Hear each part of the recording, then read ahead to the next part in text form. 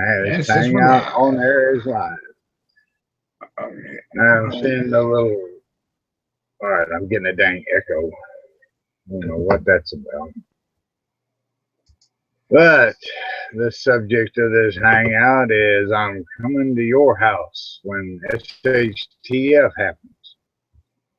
And even though it's, we're going to have to mute that on the watch page out there in order to keep from getting feedback. Yeah, that's what I was just doing right there. So, what do we do when we're not prepared to take on 2, 3, 4 or more people and they show up? Yeah, well, yeah, and that's a good question. That's something that each of us are going to have to, figure out on our own, I guess, because, like I have people that I have invited, and I count on them to actually make it. And so in my preps, I've actually got enough food, water, stuff like that for them. But if somebody else comes in, okay, and let's just say, let's do easy math here.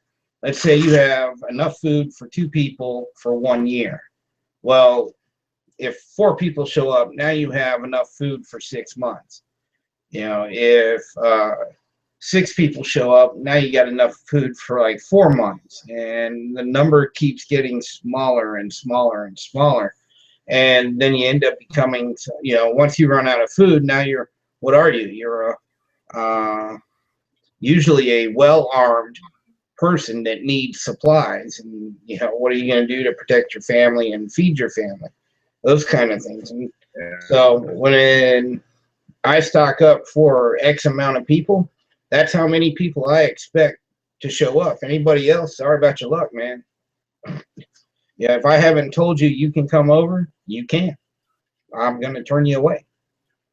What about you, what man? I've been doing to avoid this situation with my predicament, man, I'm on a very limited income. I can't really put a whole lot of anything away. I go through everything through the month.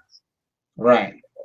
By the end of the month, I'm needing to stock up again for that next month.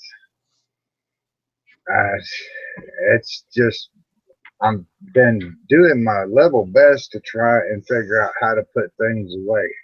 A method, a means to put away supplies for this pending disaster. Yeah, well, there are other things. Supplies are only going to get you so far. You have skills that, should you can't go to the grocery store tomorrow, you have skills to actually find food, to catch food, to get food of some kind. And you have experience in doing both. So with that being said, your skills versus supplies, unless you come across a really hard winter, your skills are going to help you in your defense, so to speak. Yeah. Survival skills, gathering food, setting snares for animals, going and finding wild edible plants. That is individual. That's for the individual. That's enough to feed me. Yeah. And I doubt very seriously if some people are going to be wanting to eat some of the things that I will have to eat in order to just maintain. Right. Well, and one of the biggest myths out there is, oh, well, if something goes bad, I'm just going to run off to the woods and shoot me a deer and I'm going to be fine. Really? Because you're the only person thinking that. But yet that's the number one thing everybody says. Oh, I'll just run off to the woods and shoot me a deer. I'll be fine. Yeah. Kind of laugh. I'd be like, on your way to the woods, you're probably going to run past a couple of squirrels. It's going to be the smaller game that you're probably going to get. And, it might take a few squirrels to, feed a family, you know. And if you're traveling with a large group, well, it's going to take you a few more squirrels, you know. It's just not Definitely. that simple, you know. But you know, I've got friends that have. I just thought of this. I got friends that have Sam's Club cards, Mm-hmm. and I could go with them and scope out the prices, save back a little money, and put some things up. Yeah, yeah, you sure could. Yeah. One thing I've noticed though, when it comes to storing supplies, yeah, it takes a lot of room. Oh, I'm 30-foot camping trailer, man. Yeah. I mean, it takes a lot of room, and yeah, it's just one of those things. But yeah, just storing a year's supply of toilet paper, that takes up space. Oh, toilet paper tabs. Yeah. Have you ever heard of those? Yes, I have, and that would be a shitty thing to have to wash each day.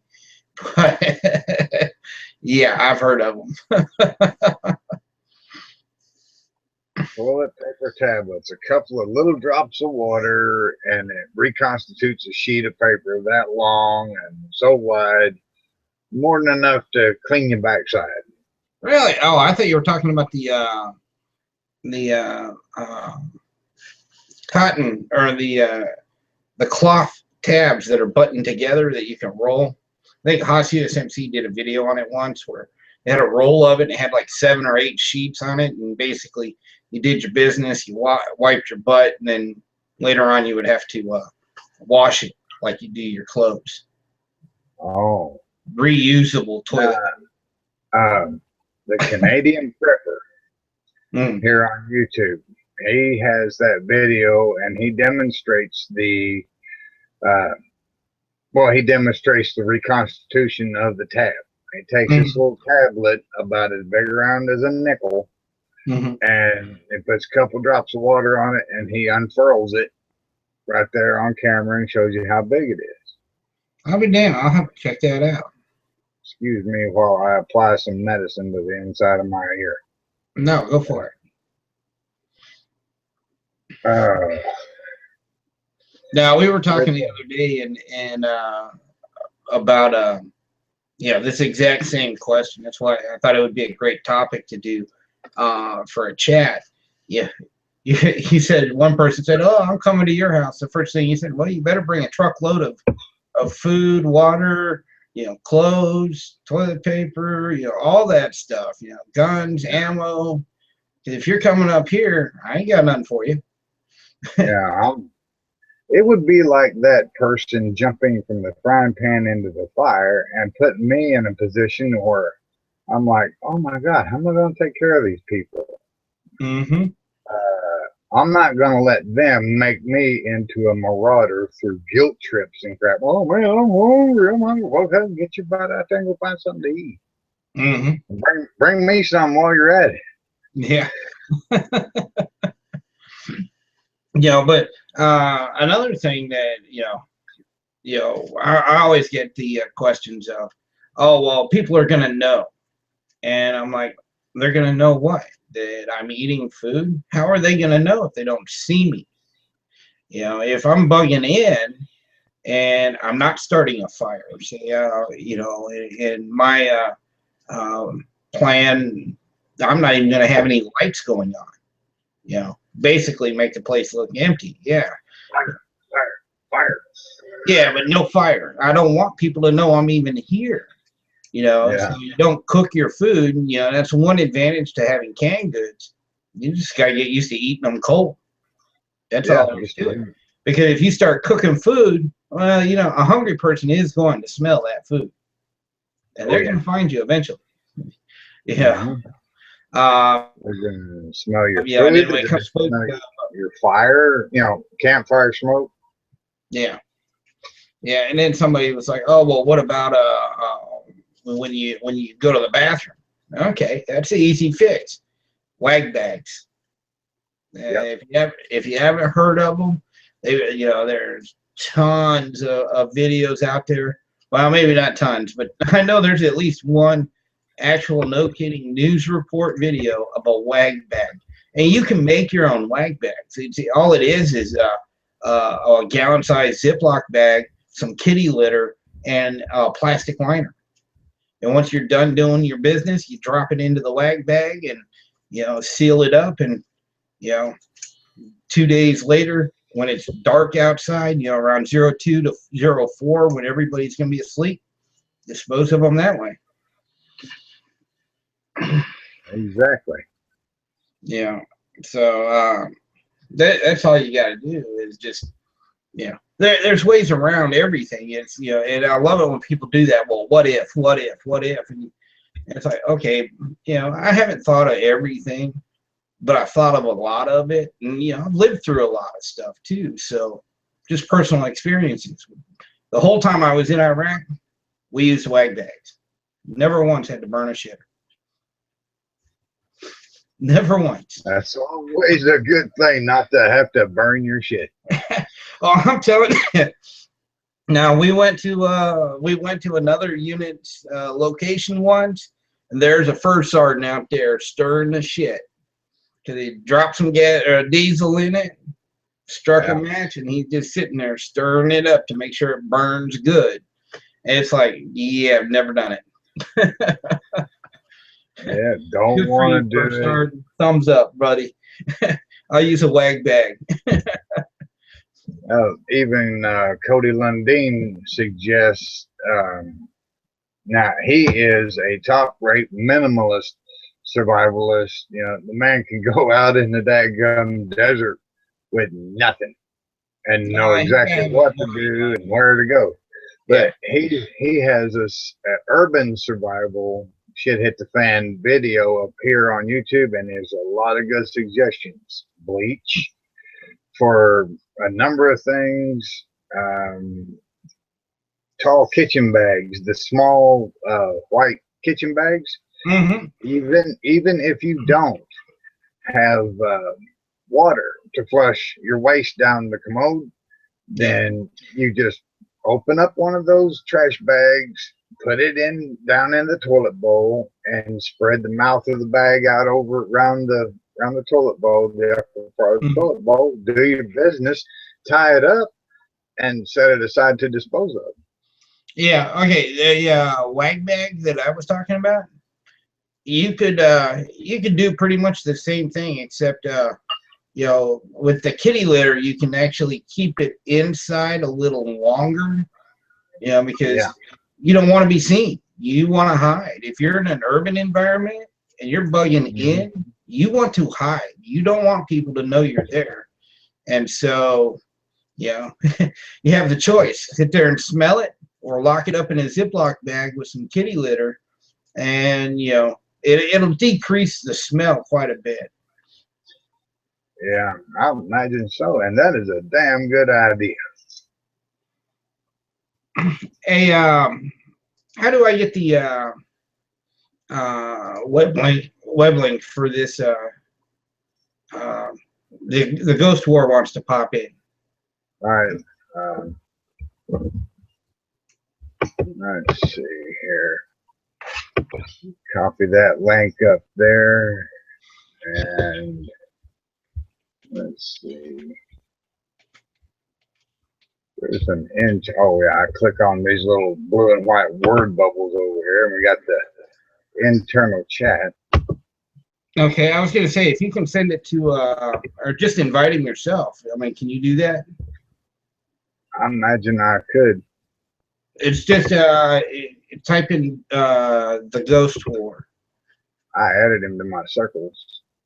Okay. So I should be able to just go ahead and invite him.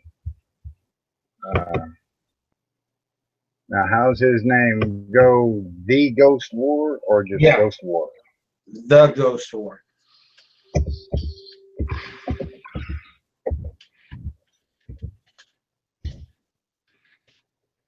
Is Ghost War 2 words? Yes. Yes.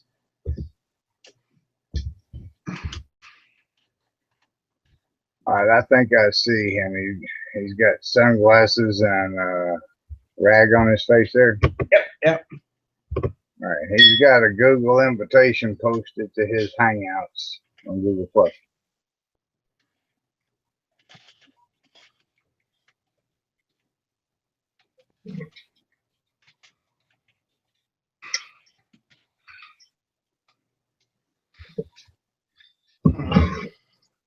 Yeah, I apologize. I'm trying to make sure we get him in, and Oh, that's all right. You do everything you need to do.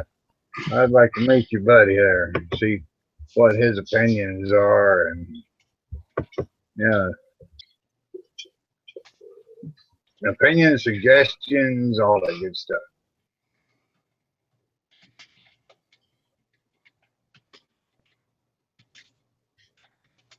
Fine ground kitty litter, partisan gorilla says. yeah. There.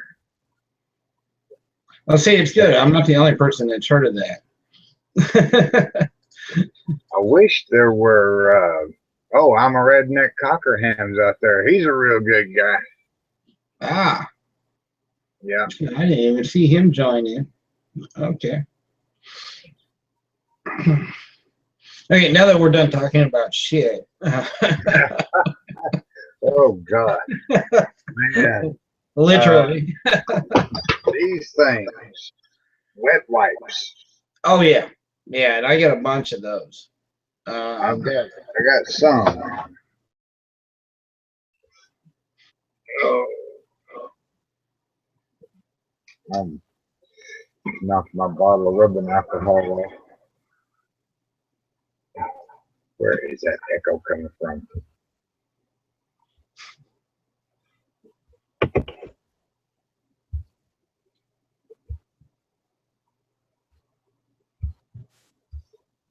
Okay, I may have fixed it. No. I think if I have to actually use the kitty litter, if I actually have to use a wag bag, for SHTF, I'm definitely going to try what the partisan gorilla is talking about.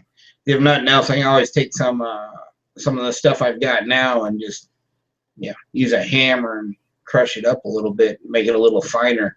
But when I actually go to buy some more, I'll definitely try and get some of that finer stuff. Because I will say it cuts down on the smell a lot. Now, I'm not going to say, when I was in Iraq, we had 12 people, so we had to empty the trash can out every day. And oh man, would it reek! But we threw it into a bigger trash box or a trash thing that was outside of our compound. And the Iraqis would come and grab all the big bags, put them in the back of their trucks, and go burn it somewhere else. Granted, they told us they were burning it, and we gave them fuel so they could. But as we were driving around one day, doing our patrols and stuff, we happened to stumble across a huge pile of used wag bags. So, but it's all good. And they took the fuel and either put it in their vehicles or traded it or sold it. Yeah. Hey, I think the boy's having a hard time getting in here. I sent him an invite for Google Hangouts. Yeah. Okay. He might have to add me back. Oh, okay. Well, no, he should have got the invite. Let me see here. I don't know exactly how that works.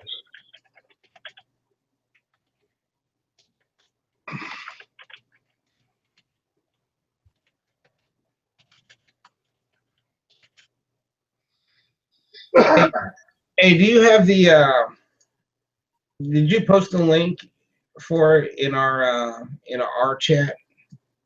Yeah. Yeah, you sure did. I'm gonna copy it and just send it to him in another, because I'm getting responses back from him, and but I don't think he's getting it. Okay, there we go. right.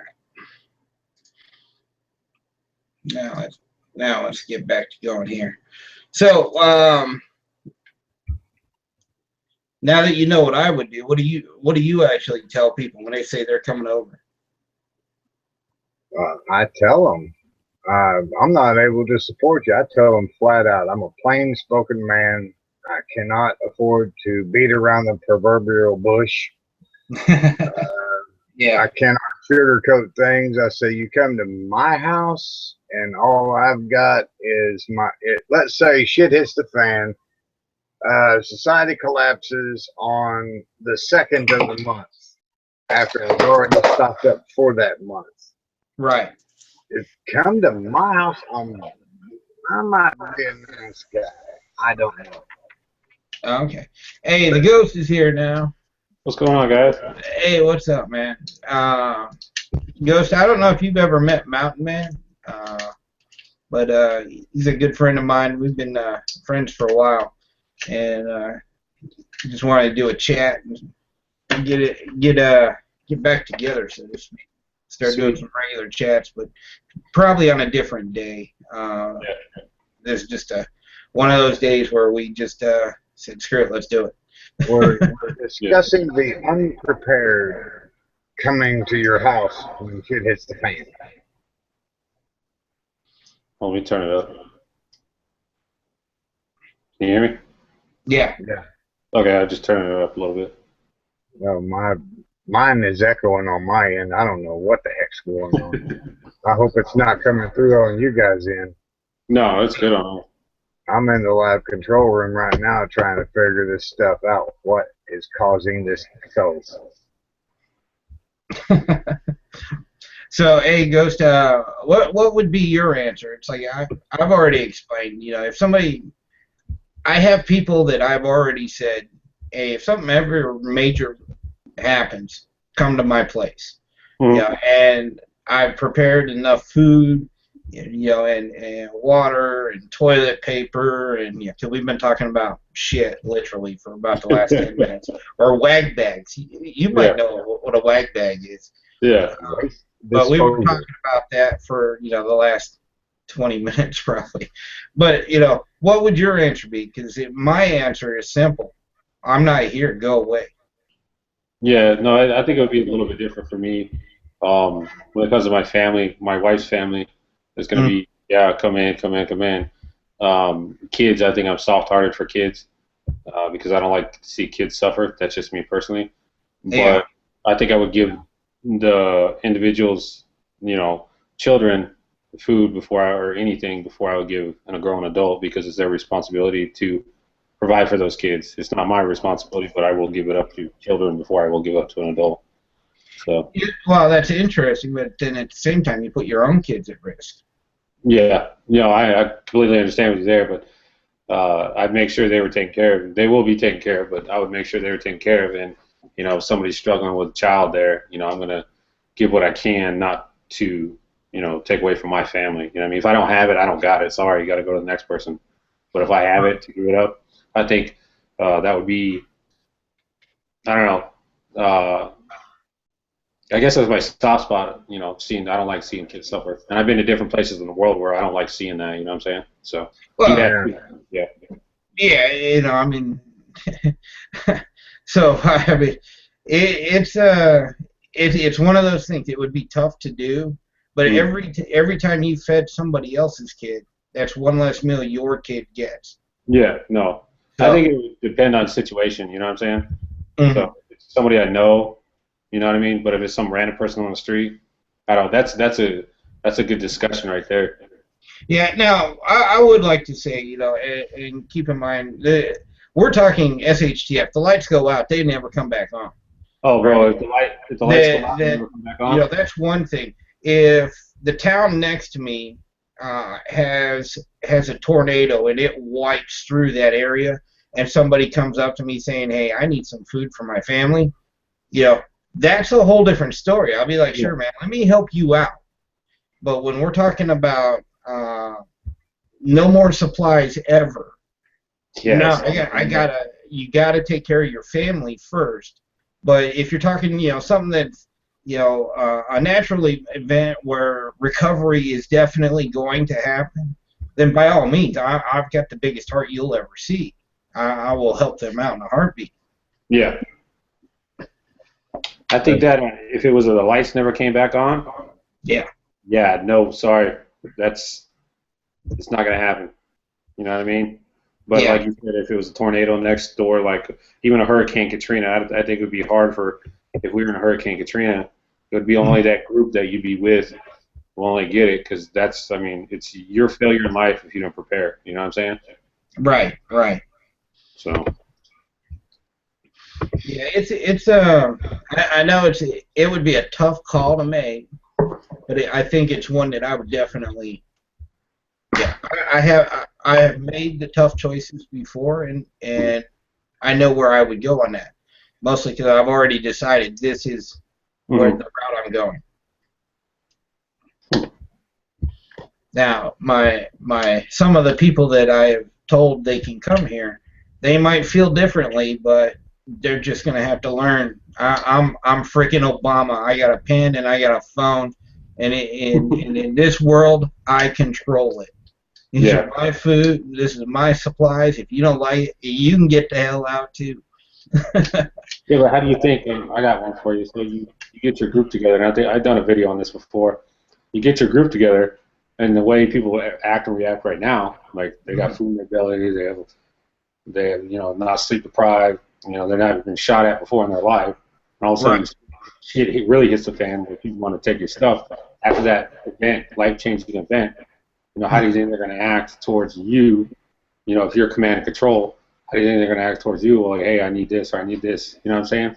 Like, well, that's why. I mean, it's just like when we were, when you're in the military, when you first get your people, when you're put into a leadership position, they don't owe you anything.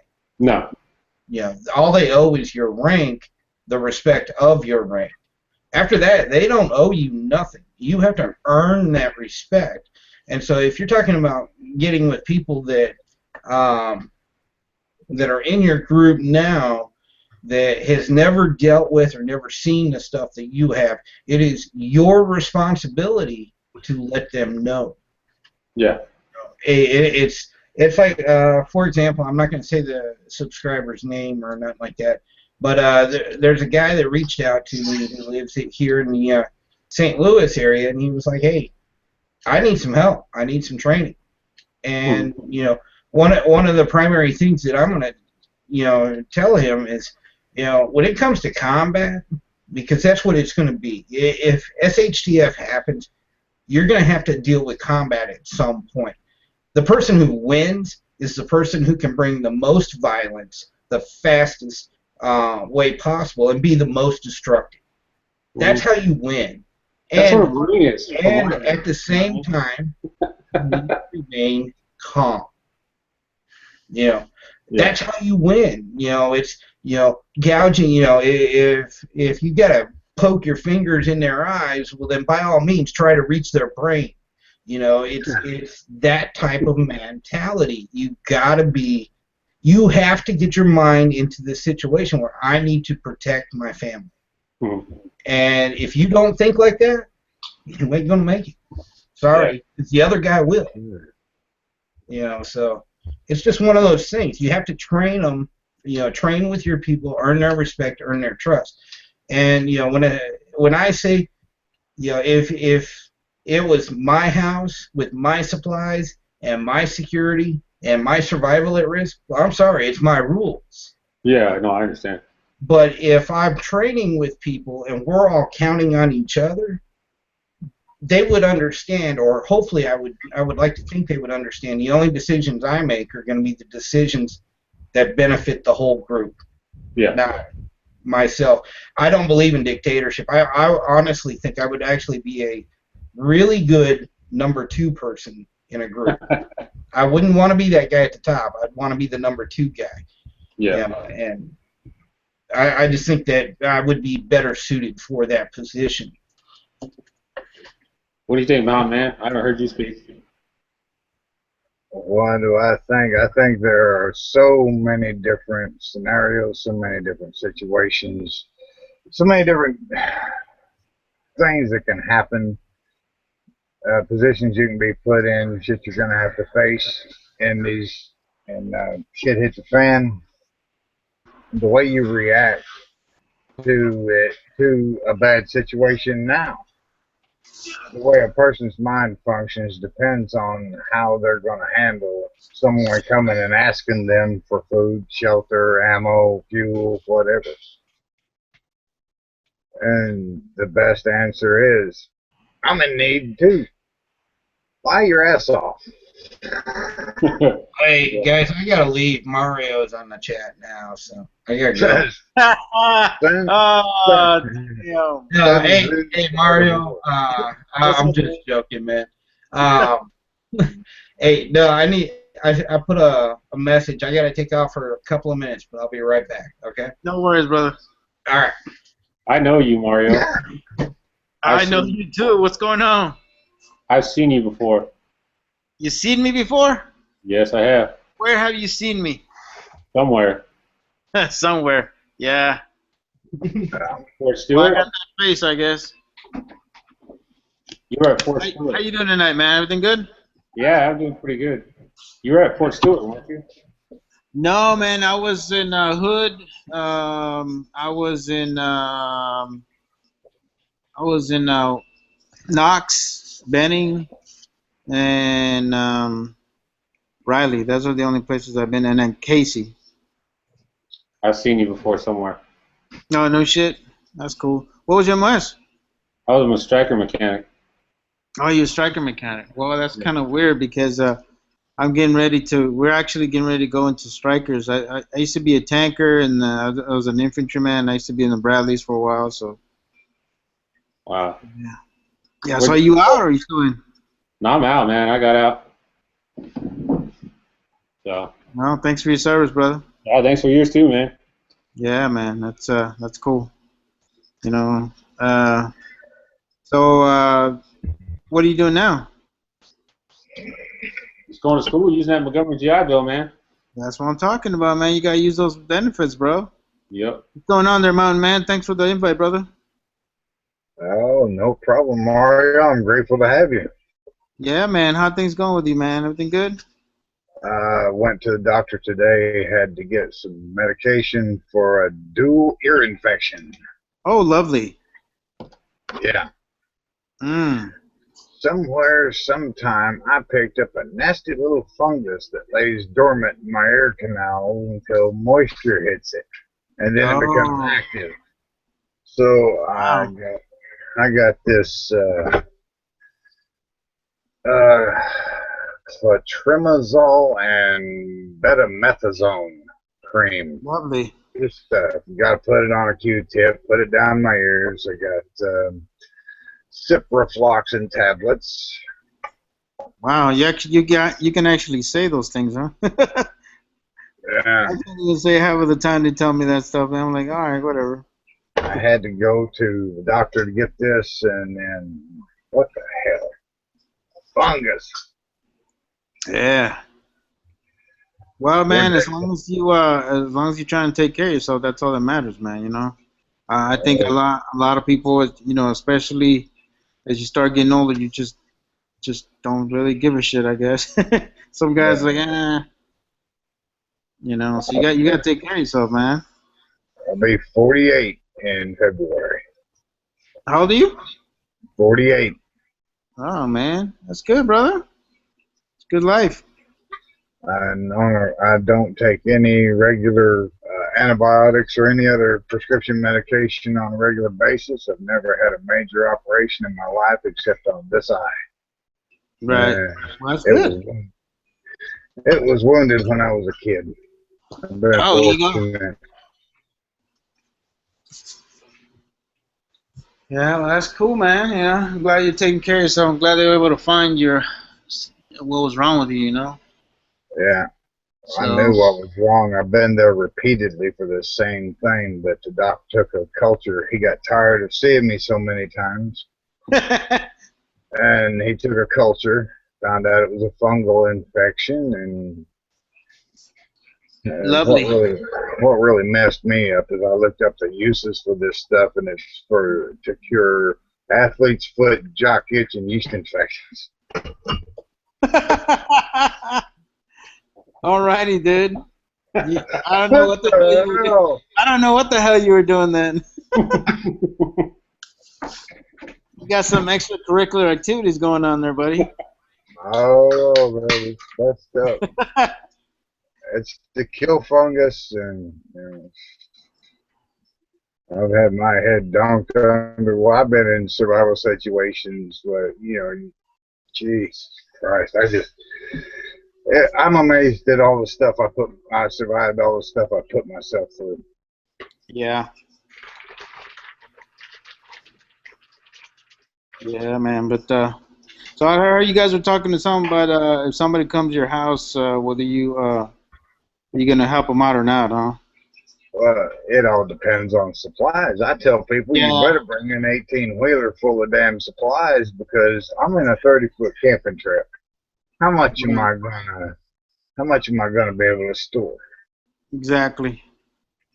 And I think a lot of people should definitely invest in one of those the storage like the ones that they use for ships, those conics. We like to call them connexes in the military. I don't know what everybody else calls them, but yeah, man, they're not really that expensive. They're about $1,500, and they're like waterproof, and they'll last you forever. And it's a good place to store a lot of stuff. You can put some air vents on top.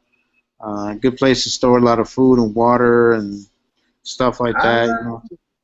I'd have to save for a very long time to get $1,500 or get really lucky. Hey, the lottery's up to $430 million.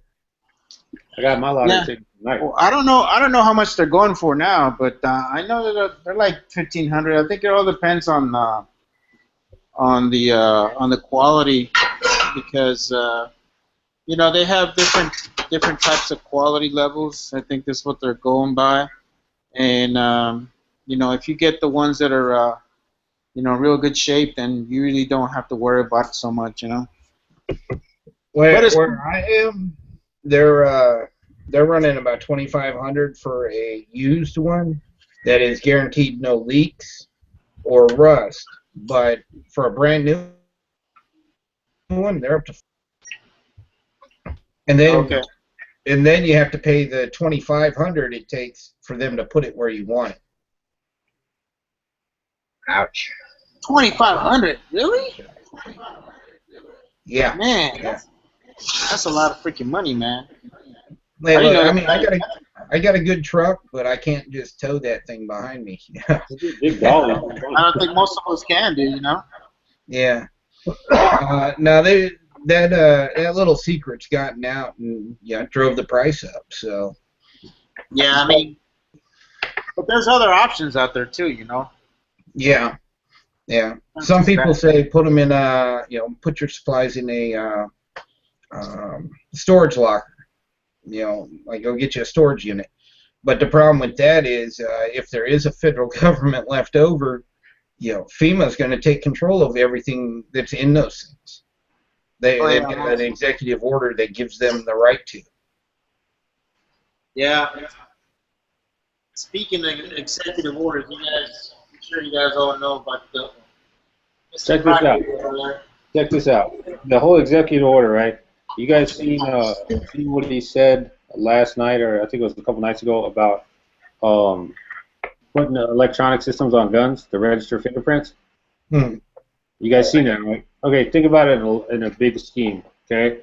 Our cell phones, these fancy cell phones that we got, are on a network, so they can shut it off at any time. So they put the biometrics on firearms, right? Which they're going to be contracted out to different companies out there, different networks, and they're going to put those firearms on a network. So at any time they want to, they could be like, nope, nobody's using a firearm. Now you have this electronic mechanism on there where it makes so it's unable to fire that firearm. I know this is way out there, but in the long scheme of things, that could happen. You know what I mean? Yeah. No, I agree. It could. I was just laughing at a comment. Somebody asked me to tell one of my Bigfoot stories or something. I'm going to tell them a story about Bigfoot, and I said I killed and ate him.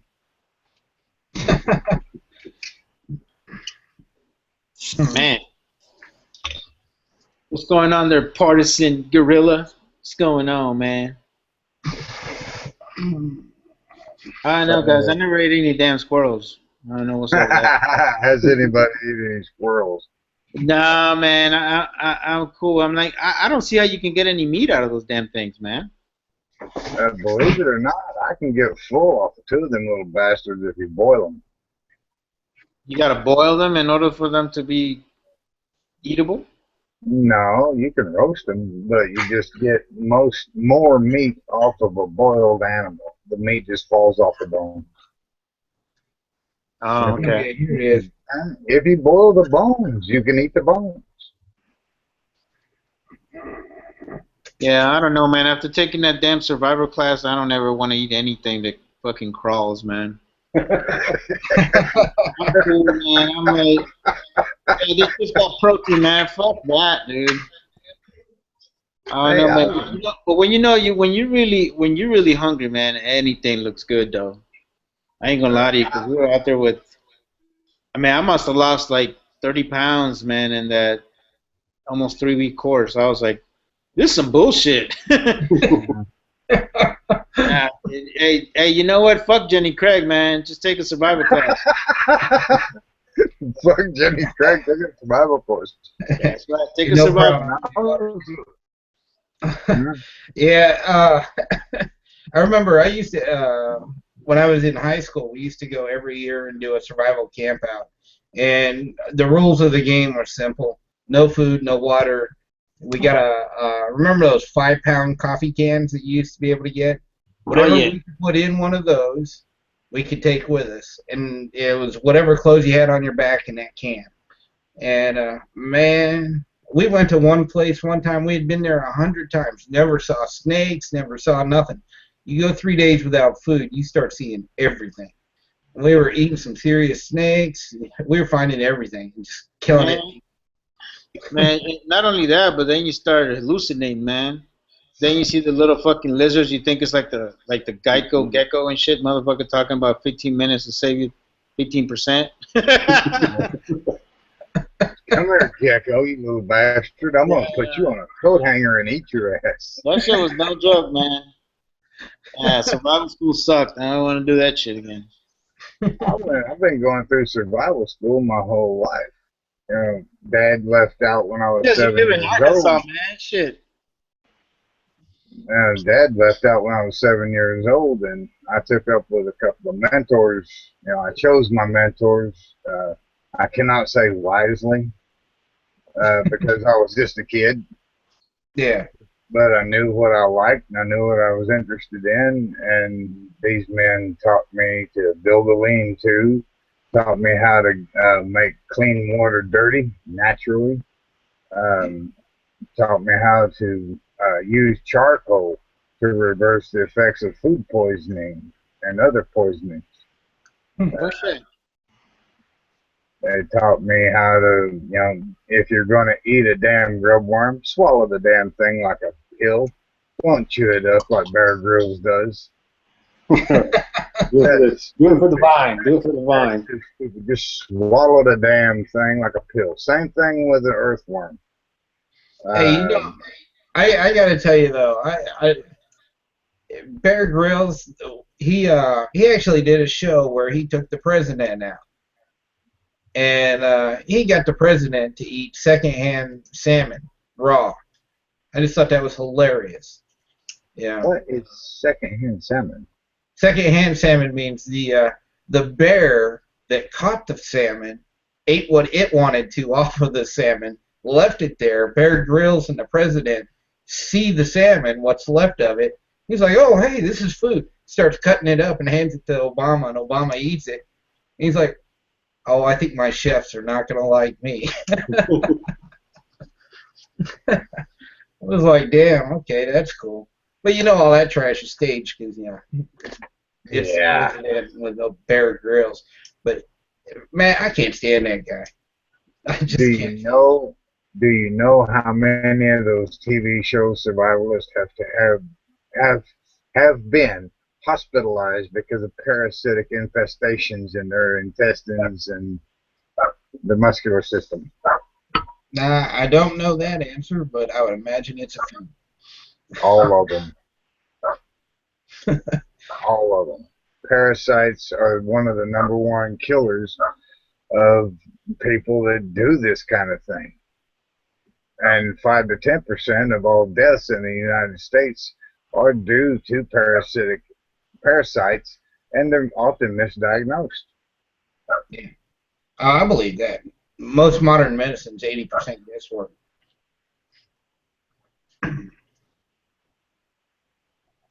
No, So, has Mario answered the question? How would he treat somebody when they say, "I'm coming to your house"?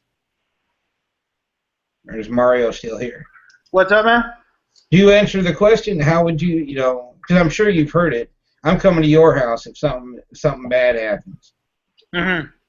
Well, how do you answer that? What do you mean something bad happens? Okay, say like some major catastrophic event happens, lights go out, and you've got your food and water for your family set up, but now you've got everybody else coming over because they know you have food and water and they don't. That's actually I did a video about that a long time ago on my channel. To be honest with you, as much as you want to help everybody, man, if you only got enough for your family, then you really have to just take care of your family, man. And I know it's sounds like a fucked up thing to say, but in reality, man, the people that really matter to you are the ones that you really have to kind of worry about. Yeah. In reality, I just think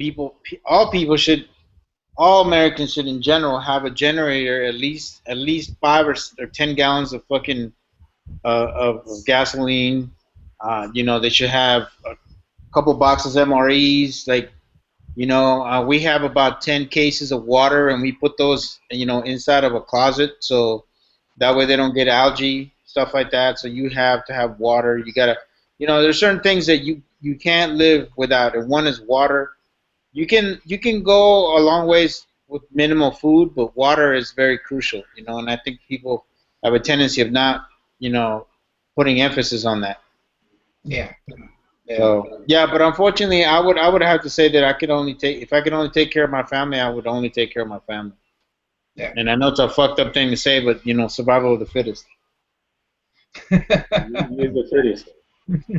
Yeah, one thing that bothers me is sometimes Hollywood portrays stuff, the way they expect things or the way they want things to be. And there's a good movie that I watched. It's like a 2-part movie. I think it's the Exploding Sun or something crazy like that, right? And in the second part of it, the town mayor says, okay, everything's going crazy, so we're shutting down the town, and we're sending people to everybody's homes, and we're going to take all your food, and we're going to put it here in the gymnasium, and 2 times a day you come and collect it. And I'm sitting there thinking, that's just a bunch of horse crap. I don't care what FEMA says. You can show me an executive order that's been signed by a president saying they can take all my food, and I'm going to show them a Missouri state law that says when you enter my property, if you are going to try and commit a crime, me as a property owner has every right to use any force necessary, to include deadly force, to prevent you from committing that crime. To a certain point, I would say that there's really laws go out the door if there's martial law. Well, again, show me in the Constitution where it even says martial law. Show it to me. To be honest with you, that's just a contingency plan for the government to have. That's all that shit is. Mm-hmm. Oh, I know it is, and what bothers me is, in the movie, they actually had people doing it. They didn't say nothing about it. And I'm just like, wait a minute. Show me in the Constitution where it says I have to surrender my property. It doesn't. Have you guys ever read the book Seconds After? No. In fact, that author has a new book. I think it's called A Year After. I've heard about it, but I haven't read it. That's kind of what you were talking about. That movie. It's kind of portrays that. That's an EMP attack. I didn't know they put another book out. I have to read that one. But yeah, that'd be some shit. Yeah, because I'm just here to tell you, It's all Hollywood nonsense, bro. It's like that movie Hurt Locker. Who in the hell ever goes outside the wire by themselves? Like an EOD team? No, that never happened, dude. No EOD team shoots a 107 at people. I never. Or a E4 has the right to beat up an E7. Oh hell no! Hey, you know what? Hey, Mario, I gotta tell you though, I personally know somebody that he left. I want to say he left Fallujah and went to right next to Fallujah. There's another base. There's like a 2-mile stretch in between, and it's zombie land out there. I know I knew him when he was a gunny. The guy's a master guns now, but when he was a staff sergeant, he took one of them old raggedy Iraqi Rosa buses by himself off Camp Fallujah and went to that other place to get a Humvee. The guards didn't want to let him do it, but he was like, look, man, these Iraqis ain't going to mess with me. They're going to see one crazy American driving down the road. They ain't going to mess with me. And they didn't, but he did do it. So, I don't know. It might be possible. Maybe. No, but for an EOD team to be taken off the wire all the time, that never happens, bro. Because we used to have the Navy EOD team, and they always go in groups of 3s. They have to, man. Because it got so damn bad. What do you mean, groups of 3s? How many vehicles? Yeah, 3 vehicles. Okay, yeah. When I was in Iraq, 2 vehicles. 2 vehicles. Were you I did over 140 patrols. And we did it with 2 vehicles. Fuck that noise, dude.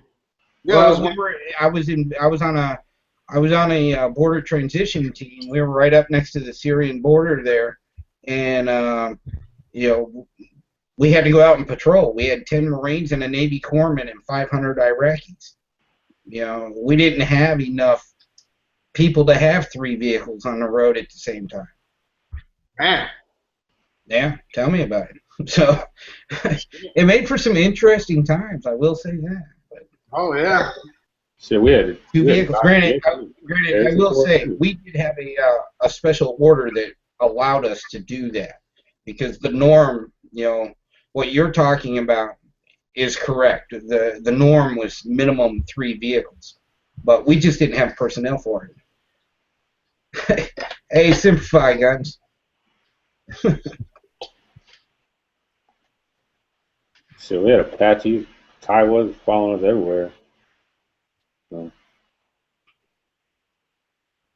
Yeah, well, like I say, it just came down to the mission that we had. Our mission was to train the Iraqi border patrol so they could, I don't know, stop the jihadis from coming in, which we never saw any of them. The most you ever saw would be, oil trucks or, cigarettes or alcohol.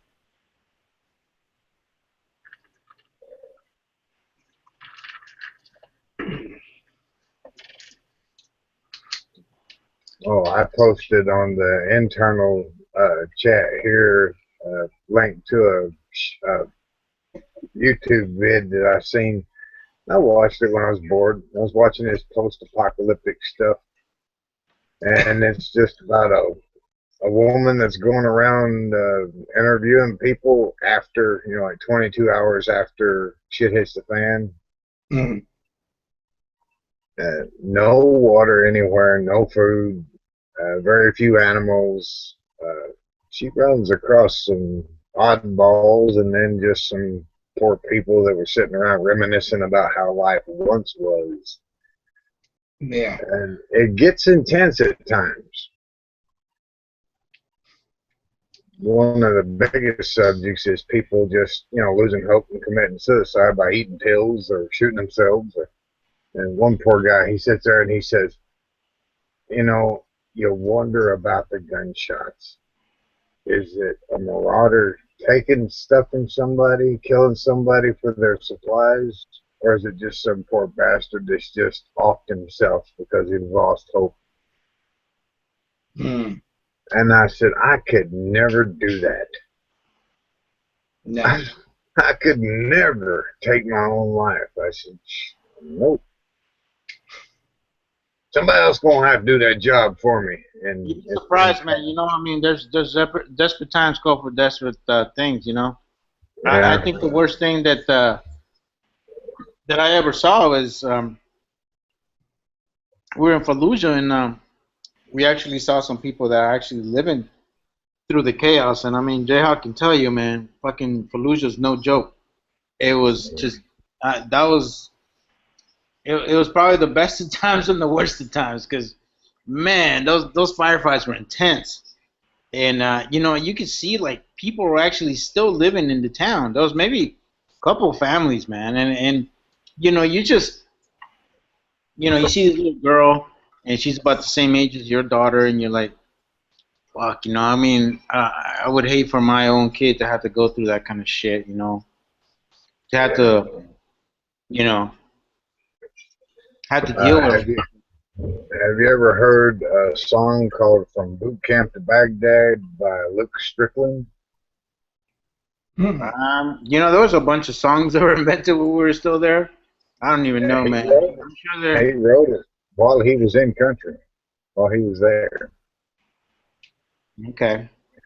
He wrote it while he was there, and he come back home to Montana, where he lives, and he put out a CD, and it was pretty good music. But I'm thinking, man, some of the stuff that young man's singing. Yeah, but don't you get to a point where it just becomes numb? You don't think about it while you're over there, and when you come back, that's when it all hits you, and life hits you in the face. Yeah. There's times where I know I recall, and I'd be like, there's times where I'm like, wow, I would not do the things I needed to do, like take cover. I was like, I don't give a fuck. They hit me, fuck it. Yeah, it got pretty bad, man. And then, of course, you have to get your E7 and pull my ass to the side. Say, look, man, I fucking need you out here. Blah blah blah, and made you think about shit. But yeah, man, I mean, even to the best of them, man, you do get your breaking points. Yeah. At that point, all you can do is hope you got somebody around you that can identify what it is and snap you right back into reality. Yeah. That's pretty much all you can do. But everybody has their breaking point, and even what kills me is like people say PTSD. It's something the military guys get, but if you talk to the professionals, a woman can get PTSD from giving birth. I knew a staff sergeant who got PTSD from being in a car accident. Had nothing to do with the military. It's we all hit our points, and at some point you just gotta hope you got somebody that can help you out and get your head straight. My brother. See, I wasn't in the Battle of Fallujah. My brother was, and he got blown up 5 times. Yeah, it was crazy, man. Like we knew the Marines were out to the east, we're on the west side, and it was crazy, man. There's times where I mean, you would hear the east side, and all of a sudden the Marines are getting rocked, and then all of a sudden we're getting rocked, and they're like, "Shit, you guys need help?" Like, "No, we good, we got it." It was crazy, man. It's crazy how much air power we saw out there. My brother was the CO's driver for 1st Battalion, 5th Marines. Oh, no shit? Yeah, and so, like, who's that stupid Marine that's out now? He's a sergeant on YouTube. Oh man, big loudmouth, got a huge channel. Jarhead? Who? No, he's in E6, right? Jarhead? No, not Jarhead. Not Jarhead 6. No, this guy, I think he's more of a professional provocateur than anything. He's kind of like Alex Jones. He's big, but he used to be in the Marines. My brother met that piece of trash when he was a corporal. When that guy was a corporal, and he thought he was the biggest dirtbag on the planet. But my brother, like some of the stories he told me of Fallujah, he rarely does it. Now, let me tell you, he rarely does because he lost a lot of good buddies over there, and he got his brain rattled pretty good, from being blown up 5 times. But he had PTSD and TBI for like 4 years before any of us knew it. No, it wasn't Haas USMC Jay Waters. Haas is a good guy. He wasn't one of them. Yeah, Haas is a good guy. He's the one that helped me get my fire steel business kicked off here on YouTube. Yeah. Hey, by the way, those civilian wag bags, we should start making those and selling those. Be a big hit. What about sandbags as well for reinforcement of your bug out location? Yeah, hey, Jay Waters, Main Prepper is not the guy. Main Prepper, although he is a Marine, he retired from the Army. The person I'm thinking about, you're looking on the wrong end of the spectrum. You're dealing with people that actually have 2 brain cells that communicate with each other. I'm talking about go to the other side. This guy even supports Code Pink, which is retarded. Just absolutely retarded. What the hell is Code Pink? It's an organization that was started up by a Marine Lance Corporal's mom who is against war because her son went to war and lost his life. Yeah, they're retarded. They're retarded. Yeah.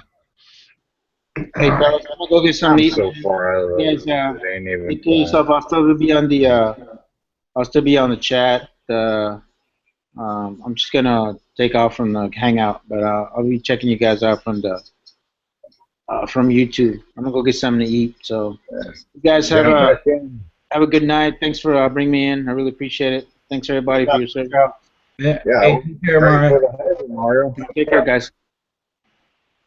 All right, I got a question for you guys. All right, so you got your bug out location, and I did a video on this prior. So you got your bug out location. Now, I see a lot of people's bug out locations there. I mean, you guys watch it over YouTube. They're in the woods. You know what I mean? They're different places. But from getting from point A to point B is the most strategic area. Now, starting fires and all this other business in your bug out location, that's going to be smelt. And then if you have supplies in that bug out location, I think you're going to be at a more danger than you would be at where you're at. You know what I'm saying? Because when you're in the woods, if you have, it's set up, there's people out there that know what they're doing out in the woods and get what they get. You know what I'm saying? So I think that's going to be a lot more dangerous than it is being in a fixed location. Okay, here's a question. Okay. I apologize. I didn't hear the question in there because I just remembered that idiot's name, Adam Kokesh. Adam Kokesh. I've heard of that moron. He's the idiot that was calling for an armed march on Washington, D.C. My brother saw him in Fallujah, and the guy thought he was. And my brother told me the guy is a complete loser. He was not a leader of Marines. He was an E4, and that was it. Okay. Apocalypse Barbie. That is like the worst compliment you can give somebody when they're in the rank of corporal, is to call them an E4. Okay, I apologize. So what was the question? Apocalypse Barbie struts up your damn driveway. And what do? She's not prepared. She's got no skills. She's gorgeous as she can be. What do you do? Useless eater. Useless eater at that point. Unless you plan on turning into a pimp and having her bring, her bring people in and have them give up their supplies so for a little fun time with her. She's a useless eater. That's a plan right there. I'm a married man. Start calling you Pimp Daddy Mountain Man. Want to play on my mountain? Let's say you want to eat. Yeah. You don't got to give it away. Just rent it out. There was a situation in that book, Seconds After, where this one female came up to the guy in charge, the guy who wrote the book, and she said she would do many different things for food or water or anything, and he's like, no, just go along. And apparently she got into the group and she got established, and they taught her skills and things like that, so she could survive and help them out. But I mean, that could be a there's an option. You know what I mean? I don't know. That's an option if she's willing to learn. Yeah. I don't know, But man. yeah. I don't know. That one would be a tough one. Then yeah, I don't plan on being a pimp. I don't have the attitude to be a pimp. So I would suck at being a pimp.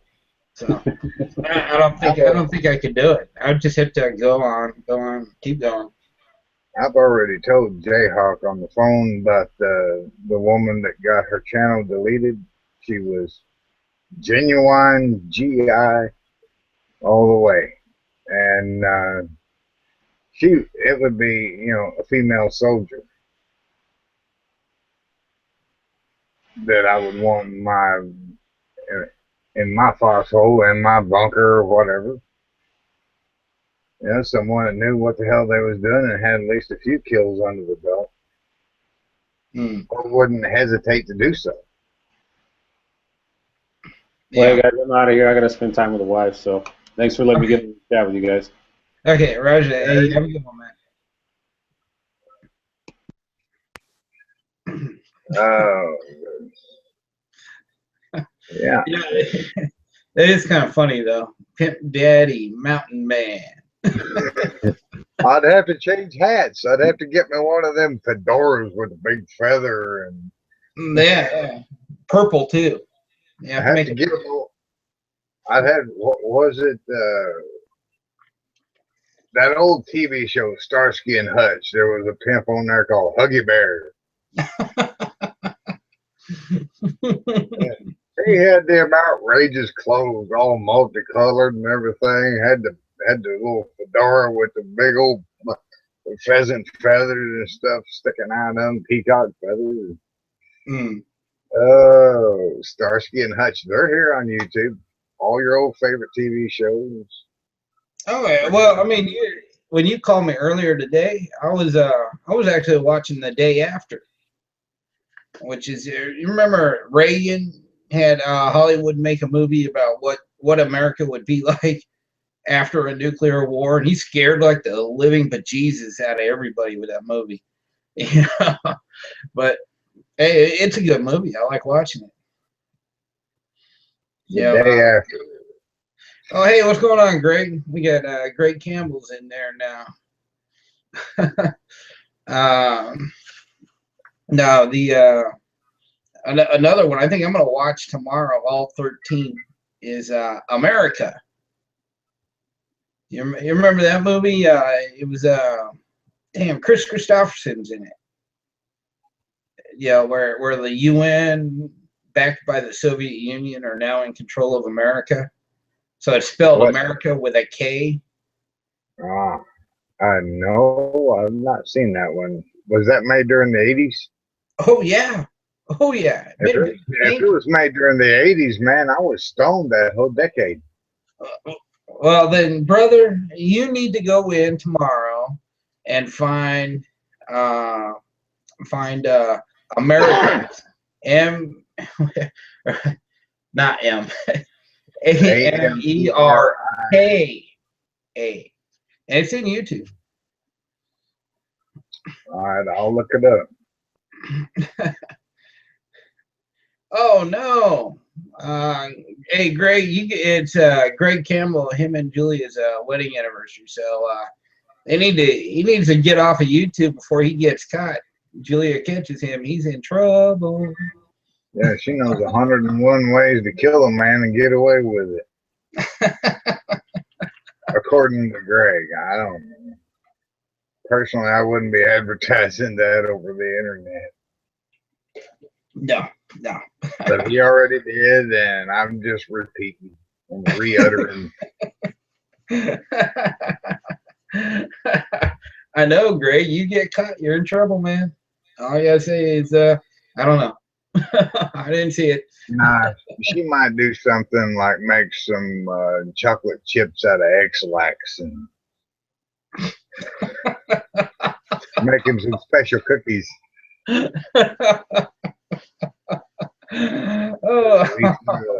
Artistic design is calling us silly. Sillies? Don't you mean men?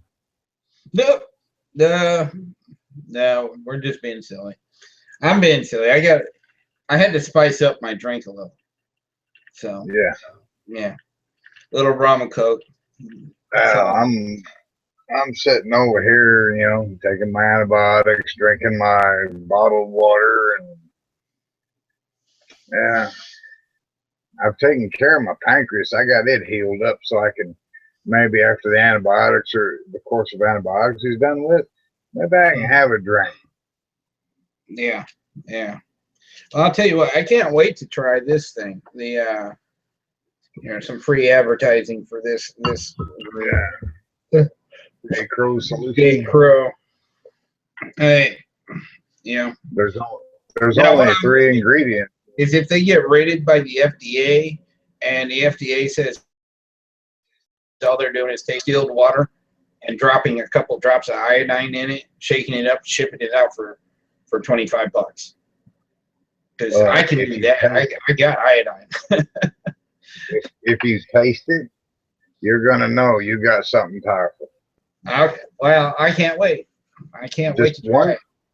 Just 1 drop on your tongue. Straight. Now, hey, I can't quite remember the mixture. It's 4 drops per glass, right? I usually take 5 drops per dose. Okay, five drops. Okay. See, I told you I couldn't remember. 5 drops per dose. That'll give you all the iodine you need for a day or 2. But I'll just take 5 drops a day every day. Right. Just keep my thyroid and everything that depends on iodine. Iodine is an essential mineral. I mean, downright essential to the functioning of the human body. And up until 1983, iodine was in our flour that was being sold off the shelves in grocery stores. Yeah. But then it was taken out and replaced with a halogen called bromide, which is toxic.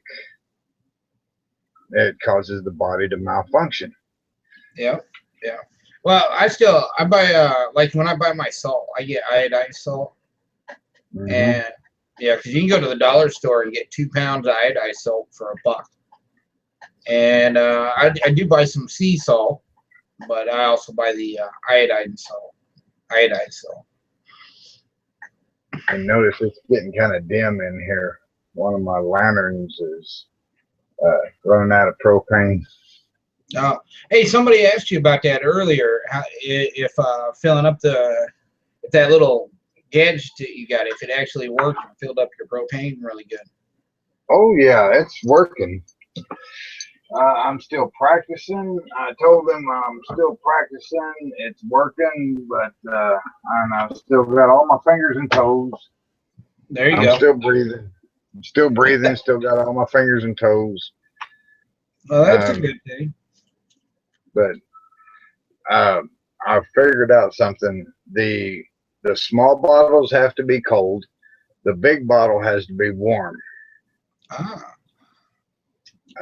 For it to get a good fill. Okay. So I'm gonna have to add that little bit of info to a different video sometime or another. Yeah. Well, hey, do you got any of those fire steels that you're working on now for somebody else? You haven't talked about your fire steels once, except for you said Haas got you started. You know, if anybody doesn't know, Mountain Man does some. Does some phenomenal work, and he's got some fire steels that are just amazing. That's a sweet looking fire steel right there. This one is hand carved out of American red cedar. Here's, you know, the knot over here from where I trimmed off the limb off a cedar handle.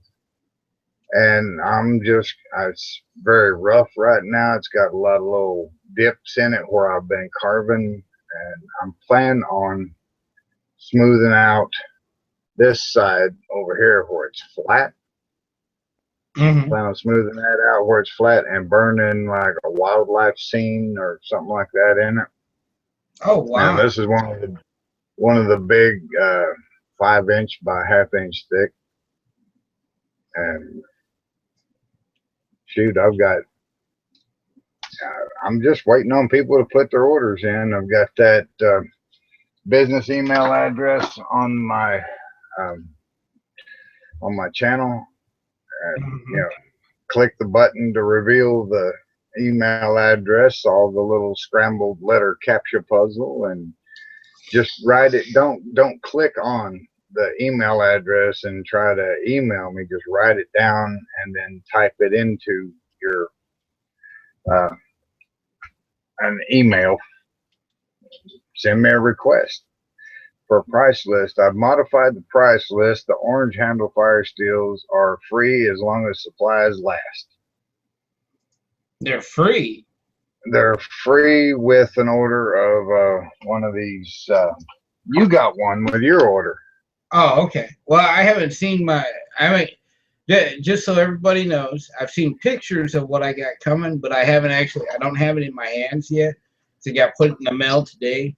But I've ordered stuff from Mountain Man before, and I was happy with the product that I received, and the prices were right. And to be quite honest with you, I don't think he's charging enough, even for the piece I got coming. I ordered the antler with the 5-inch and a 1/2-inch ferro rod. Yeah, I mean, I'm telling you. Go ahead. The 4 3/8, it's half the size, which gives you about 6,000 plus strikes. Yeah. I mean, I'm telling you, it's.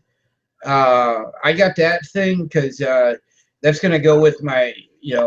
I have a my pussy knife, and I have a 2 Hawks tomahawk. Real expensive piece of gear, but it's something that will last longer than I will. And so that's gonna be something that I pass off to somebody else, provided something doesn't happen before that. It's just phenomenal gear. I can't wait to get it.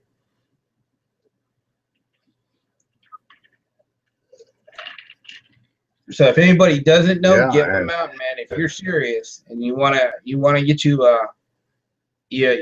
you a really good fire steel that you'll never have to buy another one.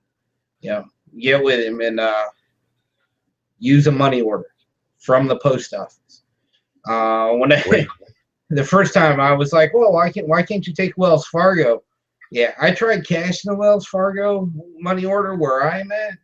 Man, I couldn't find a place that would take it because there's no Wells Fargo around me. No. I was like, damn. So yeah, U.S. Postal money order, make it easy. If I get anything else anything other than a postal money order, I have to go to the bank with my mom or my stepdad and have them. I sign my name and they sign their name under it. They deposit it in their account, draw the money out, and give it to me. Then we go to the post office. Yeah. And that's a big hassle runaround because the post office I use is on 74th Street, and that's like 15, I don't know, clear across town, clear across Fort Smith, and we're talking about a town with 80,000 plus people. Yeah, yeah. No, it's a big pain in the butt, and you know what? I mean, it is what it is. But I can't wait, man, because I know it's gonna be some good stuff. Oh, Yeah, I'm gonna do a video for you too. I also bagged up all the turnings off of the drilling that I done on the magnesium and the hacksaw shavings. I bagged all that up. I said, hell, he paid for it. Yeah. Well, you know what? I'll use that to show how effective this stuff is. I got a barbecue grill. I'm just gonna set it up so I can, light a fire in my grill and do a video on that. Just smell cash. That's what Greg said. Just smell cash. That's what man, people have sent me cash and I've never got it. I was gonna say I wouldn't trust the Postal Service. So Fudget is out there. Oh, this is a new twist. Hi, so Fudget. I don't know that person. She's a nice girl. Oh, okay. Pretty too. Got a land shark in there too. Land shark. What's up, brother? Another fellow survivalist, and he had Lyme disease, or he's fighting Lyme disease. Who's that? Land shark. Oh. Damn, that must suck. Yeah, he's had to take some injections of some stuff that was real thick. It's white and thick, and he said it felt like he had a lead brick in his ass whenever he was done with that each injection. Yeah. Man, when I was in boot camp, they used to give us this shot. We always called it the peanut butter shot. They give it right in the rump of your butt, and it felt like they just injected a glob of peanut butter into your ass. And they would have us literally sit on our butts and do this number to kind of thin it out. Yeah, just kind of roll back. You know, all platoon of recruits doing this number. We've been going it for like a half hour. It's just hilarious. Man, I can imagine being a drone instructor, what it would be like to see that. You'd just be like, yeah, I'm God, I can do anything. These idiots will do it. Yeah. Oh, yeah. I was discussing survival with a woman from California. I was on the phone, met her on a dating website, and I told her, I said, I said, could you shoot somebody if you had to? I don't know if I could do that.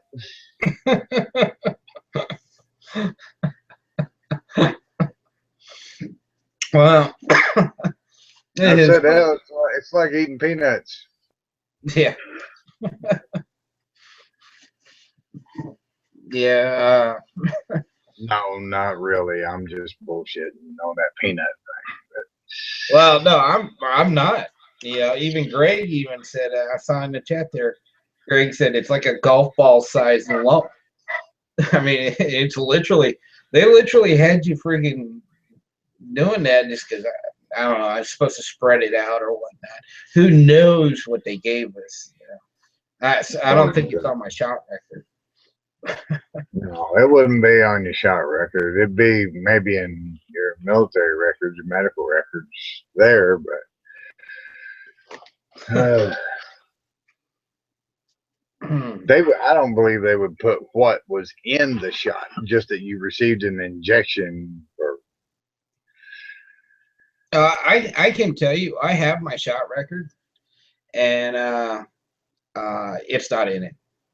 It's not in it. You know, I actually got to work with the corpsman for a couple of exercises, and I actually got to punch in when people got certain shots into their medical records and stuff. So I get to know that stuff pretty well.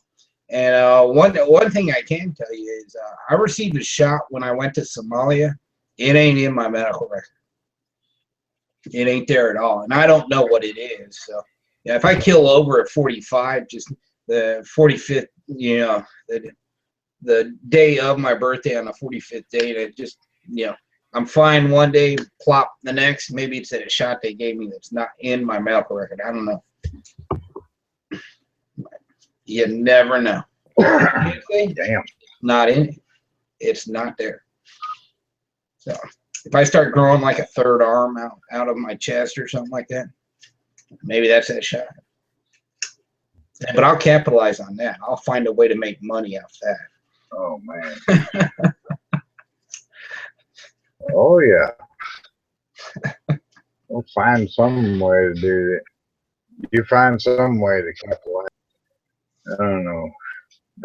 Some odd the sideshow stuff popped in my silly head right when you said third arm capitalized. That wouldn't be very profitable. Juggling, maybe. I don't know. Throwing knives. 3-arm knife thrower. Hey, I have 3 pistols at one time. Yeah. Yeah, you'd be able to fire and reload at the same time. Yeah. Well, all you say, you know, Greg said it, deployment shots never make your medical records. He would almost be truth. There almost had to get a oh shoot, what is that? That's there's a shot that they gave us. It's a series of shots, like, or not a series. It's like 16 pricks. Yeah. Damn, what is it? And it's like, and you're infectious for 30 days, right? It's not anthrax, it's not yellow fever, it's smallpox. It's a smallpox vaccine. And I got the smallpox vaccine, but my corpsman was really good at it, you know, and he did it in a small little spot, so there's no scar, you know. And then the dumbass didn't record it. So 2 years later, after I come back from Iraq, you know, some corpsman's thumbing through my thing, and, oh, hey, this guy ain't got a smallpox. And, man, I almost had to take that thing a second time. I was not going to do it. I got with the independent duty corpsman. I'm like, look, buddy, you need to contact this corpsman. This is his name because he gave it to me. And I ain't taking it again. Because then, you know, if you get the smallpox vaccine, you know, it's like all your shirts have to be washed in a certain washing machine, and you know, it's like you have to be very careful because it'll actually have the smallpox on your shirt. You know, and, yeah, no, I didn't want to play with it. Usually they gave us the shot, and then as soon as you got the shot, you know, within 24 hours you were on your plane flight out, so you didn't have to worry about anybody else because everybody there has already got the shot. So yeah, that one. Pills and vaccines, oh my.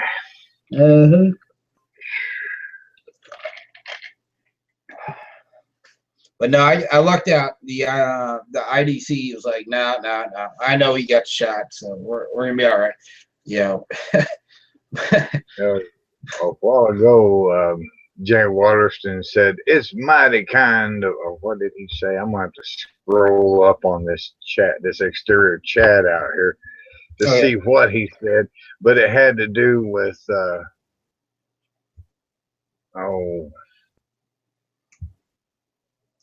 had to do with people coming to my house and that I was very kind to offer people my humble abode. Not unless you got an 18-wheeler full of goods and supplies. Oh yeah.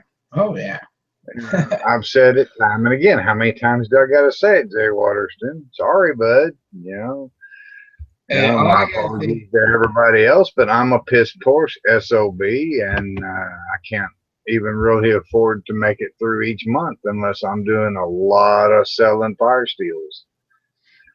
Yeah.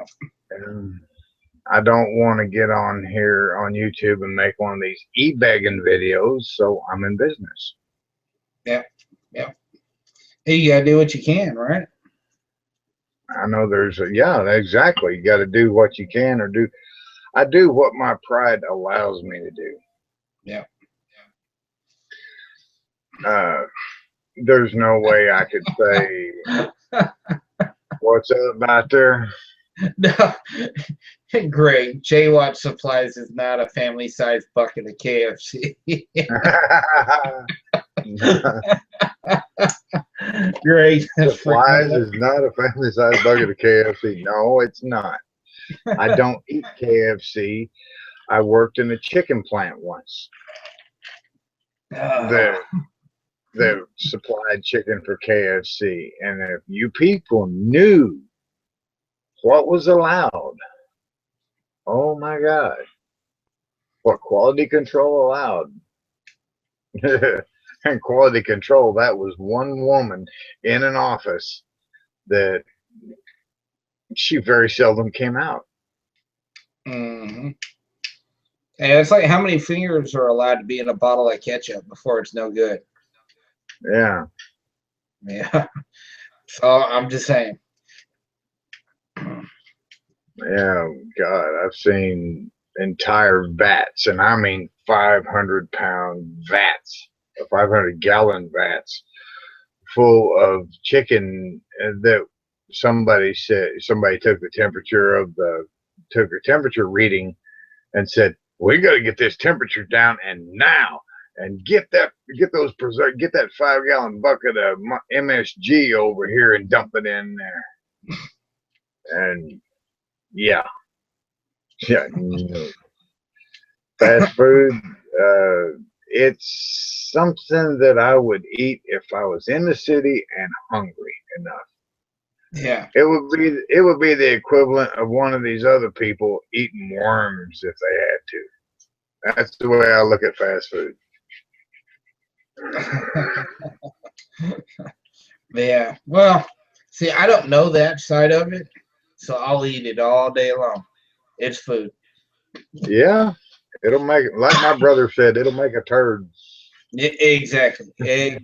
You know, that's like, I know that I honestly do not know how they make a hot dog, but I also know I honestly do not want to find out. Okay, I started to say, if you wanted to find out, just do a YouTube search for pig slime. Yeah. And Mario's like, watch the documentary. I've actually seen the documentary on the chicken farms. Yeah, it's pretty interesting. They do have one on Netflix, and I think it's sad because they give these chickens growth hormones to make them grow like 4 times faster than they're supposed to. Yeah, I don't really think that's right, but then again, I like eating chicken, so you know. The planet's only getting so many more new people a year, so you got to find a way to feed us, right? Greg, all I gotta say is this: when it comes to hot dogs, I'll eat them every now and then, because every now and then I get a craving for a hot dog. And then when I eat it, I realize, man, this is really garbage. It'll take me a year to get another craving for them.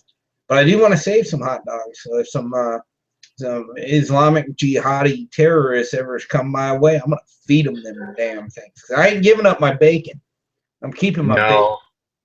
All right, here's an idea to repel the Muslim menace, the extremists, the terrorists. All right, not talking about all the other nice, sweet Muslims, if there is any. No, there are. But anyway, the Muslim terrorists, you get you a 55-gallon drum of liquefied pork fat, some high-pressure hose, and an air compressor, and one of those water guns from the car wash. Mm-hmm. See where I'm going with this? Yeah, I sure do. Hose them down, man, and they'll leave you alone and say, all right, and then you break out your battle rifle. Who wants to be the first to meet Allah with a stench of swine on them? Yeah. Because in the Quran, it states that Allah despises the stench of swine and will not allow anybody into their version of heaven if they have the stench of swine on them. Yeah, that's why I'd feed them hot dogs. Mm-hmm. That's what I did, feed them. Oh, yes, Mario's like, hey, try the Hebrew National. It's kosher. Yeah. I'm German. I'm just going to say it. I'm German. No. Oh, God. We're getting into lineage now. Bloodlines. German, French, Dutch, English. Oh, Yeah. God. I don't know. I'm a mutt. Oh, I'm a mutt. Well, I'm a mutt because like 5% of me is something other than German. But, you know, like my dad has a green card. He does. He was like 2 years old when my grandfather grabbed him and his family and brought them to America. Yeah, okay. My grandfather fought in the Wehrmacht in World War One and II. But he fled because he wasn't a Nazi. He didn't believe in the Nazis. So he fled in 1942. So basically, after they kicked everybody's butts, that's when he's like, yeah, you know what? It's going to be our turn to receive something here pretty soon. So I'm going to flee. You know, they came to America. So I'm actually first generation here. Yeah. You know, I was talking with my Aunt Janet, and she was telling me that she had done some genealogical family tree kind of research. Mm-hmm. Found out that my grandmother, my father's mother, was full-blood Iowa Indian.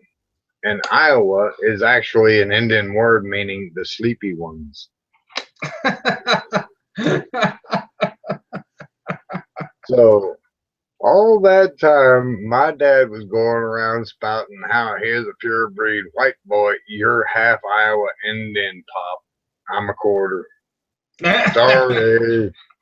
Yeah. Yeah. You know, well, he's passed on. Hopefully he made it to a peaceful place in eternity. Yeah. Mario said he did 2 years in Germany. He loves German food. I've been in Germany long enough to drink a couple of beer steins, and that's about it. I was one of the dumb Marines, and yeah, drink the beer stein. I don't care for German beer that much, though. I've been Americanized. If Mario is ever in Fort Smith, Arkansas, there's a German restaurant called Emmy's. They got a great stuffed cabbage. Cabbage rolls, stuffed cabbage. They got it all. Yeah. Sauerkraut, Wiener Schnitzel, all that stuff. My mom, and I never been there, but my mom dated a guy that he's a veteran, and he took her over there to eat, and she said that was some of the most amazing food she's ever eaten. Yeah. By the way, Mario says you get the last of the Mohican look going on there, brother. Yeah,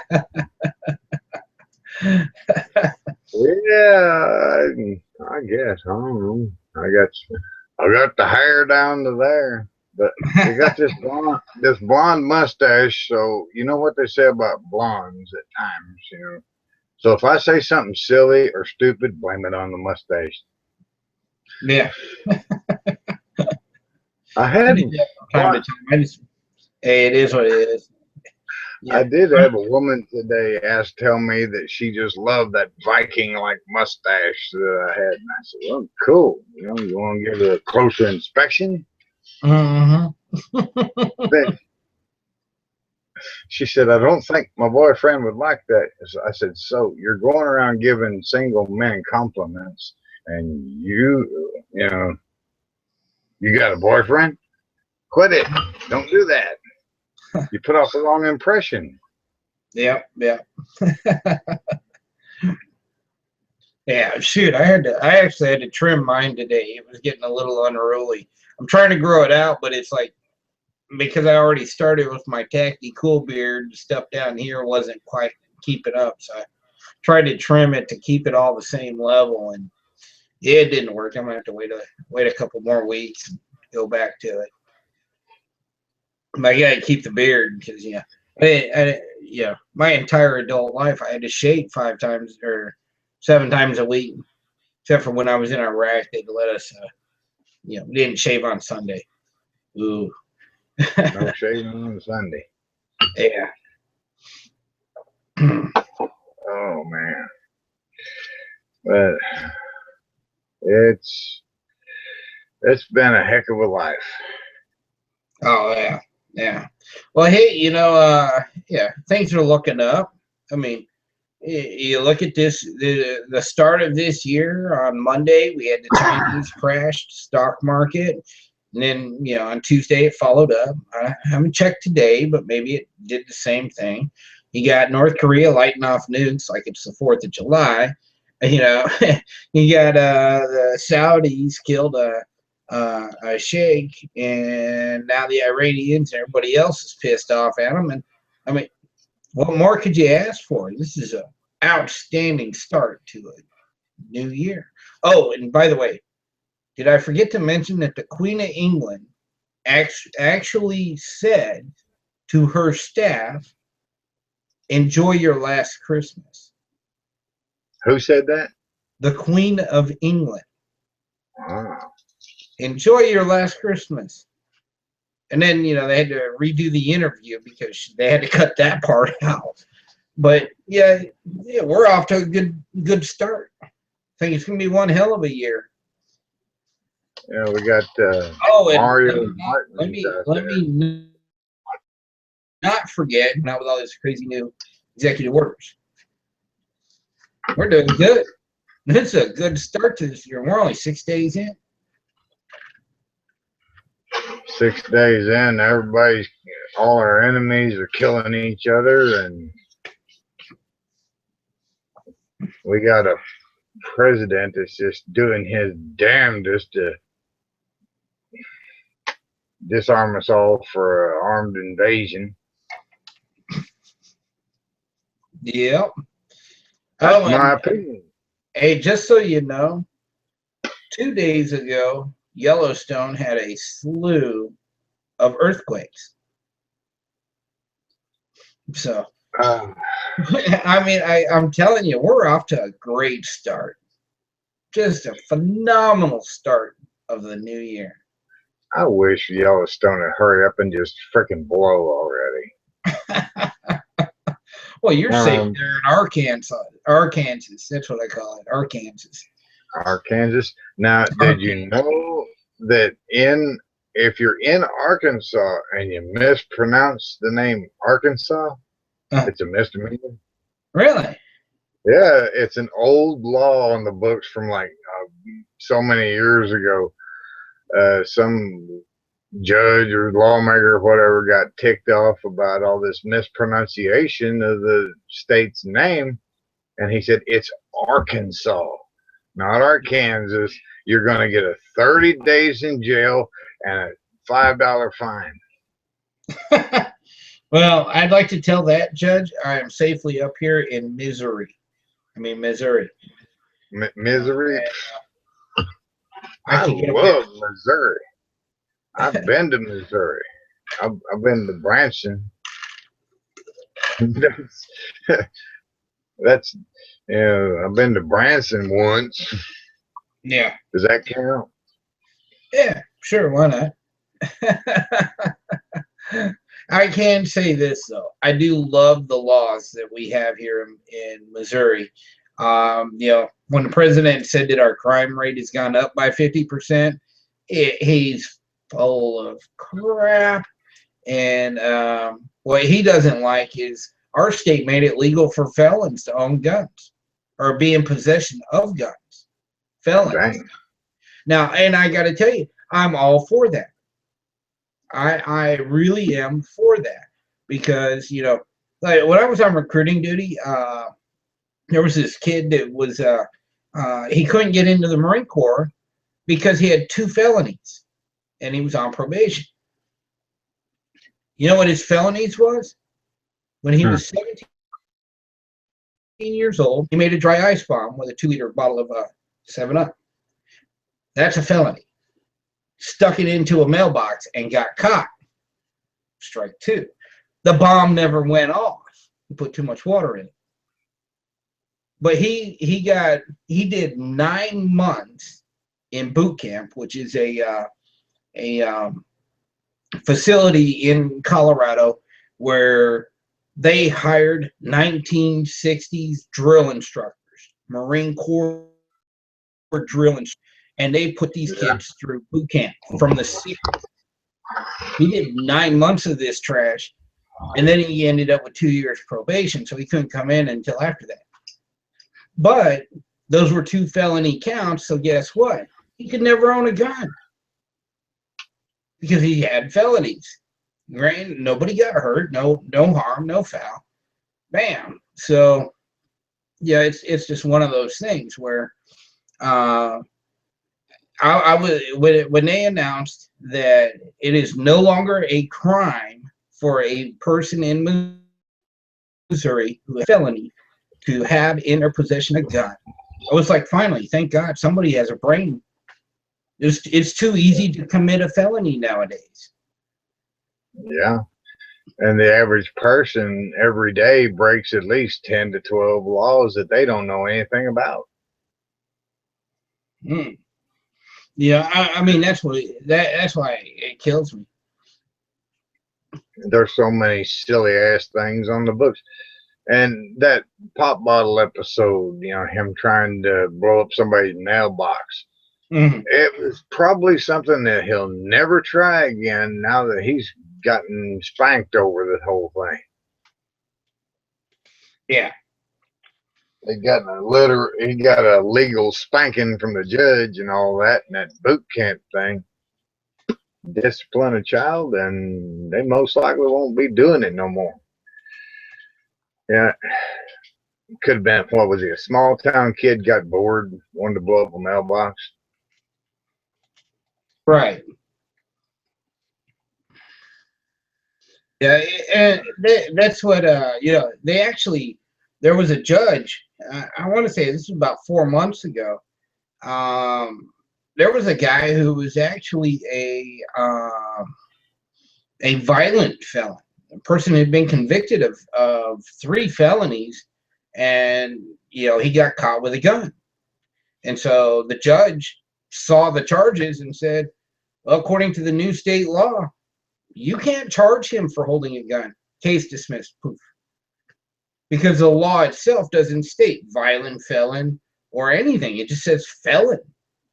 And the guy was charged with possession of a firearm as a felon. Well, he threw the case out. Now, there needs to be those specifics in there, violent felon or non-violent. Well, you know, and even that, I don't agree. Because to me, it's like this. If a person has committed a crime that is so heinous that they can no longer be trusted with land, the right to vote, or a firearm, then what the hell are they doing out on the streets? If what they've done was so bad, they either need to be held for life or killed. One of the two. But they should not be allowed to walk free streets. You know, shoot, this piece isn't attached to a gun right now, and I could kill somebody with this. Just hit them in the head a few times. Yeah. You know, so it's like I'm like this. You know, show me in the Constitution where it says that, you know, once you have served your time, you know, you don't get your rights back. You know, that's what kills me about the whole process. If you get your rights taken away and you're put into a prison, when you come out, you should have all of your rights as an American citizen back. But that is just my, you know, that's just my opinion. I mean, you know, I could probably get 100 people to agree with me, but that's not enough to change the laws. Yeah. And way off the subject, You asked me about the little hurricane lamp that I bought at Walmart. If it was how it does. Oh yeah. That's a very small flame. That's like itty bitty. Oh yeah. Yeah. Well, that's cool because I'm gonna have to get one of those. And for those of you who don't know, this lantern can be bought at Walmart for like $5.95. I mean, that's a great little lantern. And it provides some heat too, right? Oh yeah, it'll provide heat. It's got some heat coming off of it. Not a whole lot, but it puts off some heat. You get like 3 or 4 of these things in a small room, like a bedroom, and yeah, you can build up some heat in a little bit of no time. It's got this little lever here that raises up that whole apparatus. Blow it out. It automatically catches in a notch, so you gotta kind of bring it over and lower that back down. But my only question is, I wonder if they sell extra wicks that you can buy for that. There's extra wicks right next to it, and I got the big bottle of oil. Yeah, yeah. I'm telling you, once I get back to work again, that's something I'm definitely gonna buy some. Because that's just a great thing to have, on standby, so to speak. Fluorescence oil lantern. Warning. Use only the following approved fuels for this lantern. The fluorescence brand oil. Never use gasoline, alcohol, or any other solvents as fuel. I just had to put that disclaimer out there. Don't be trying to improvise with any other stuff, because that thing does spill over if you get it a little too full, and you can blow yourself up. Yeah. Hey, Mount Man, I need you to keep them busy for a few minutes. Maybe you can answer some questions or something, but I got pissed really bad. So I'll be right back. There you go. Let's see.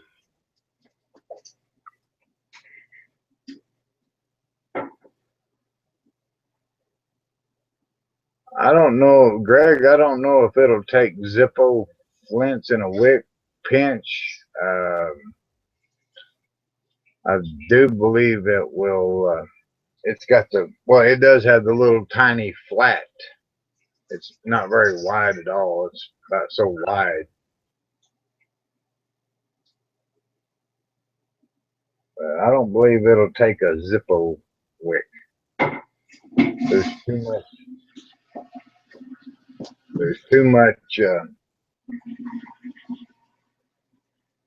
reach between. There's too much space between. What I'm trying to say is that Zippo wick is too short.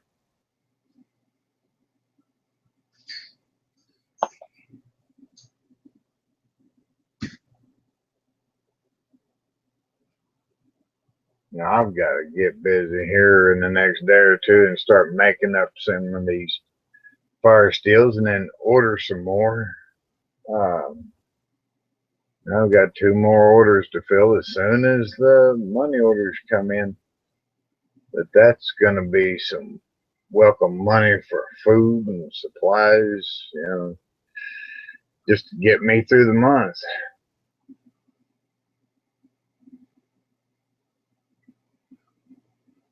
Yeah, Doris Sheridan, she said unleaded gas will blow up. Been there, done it. Yes, Doris, it definitely will. If you're trying to use it in something like a hurricane lamp, I've seen people use my dad, whenever I was a little boy, he used unleaded gasoline in a Coleman lantern a lot rather than I don't even think there was Coleman liquid fuel back then. I'm not sure, but the only thing I ever seen my dad use in a Coleman lantern, dual fuel lantern, like this one hanging back here, is that's dual fuel. It takes the Coleman liquid fuel in the 1 gallon can, or it'll take gasoline, but I'm still a little bit leery about using gasoline for anything but putting in a lawnmower, a tiller, or a car.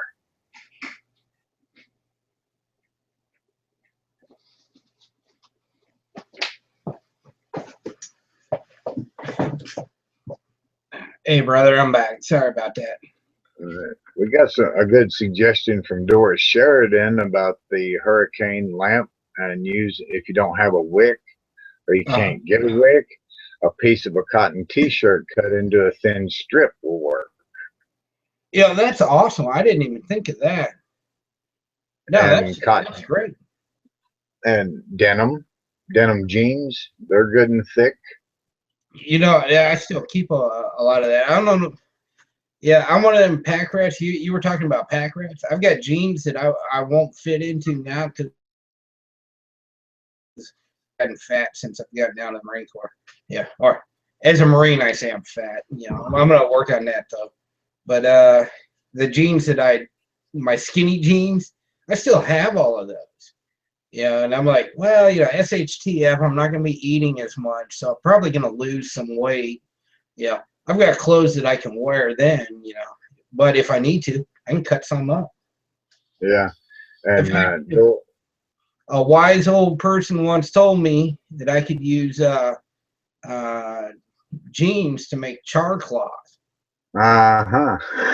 I have some jeans. Oh, I have like a you know, one of the things my mom left me here, you know, when she passed away was she had a one of those big blue totes that you can buy at Walmart for like 20 bucks.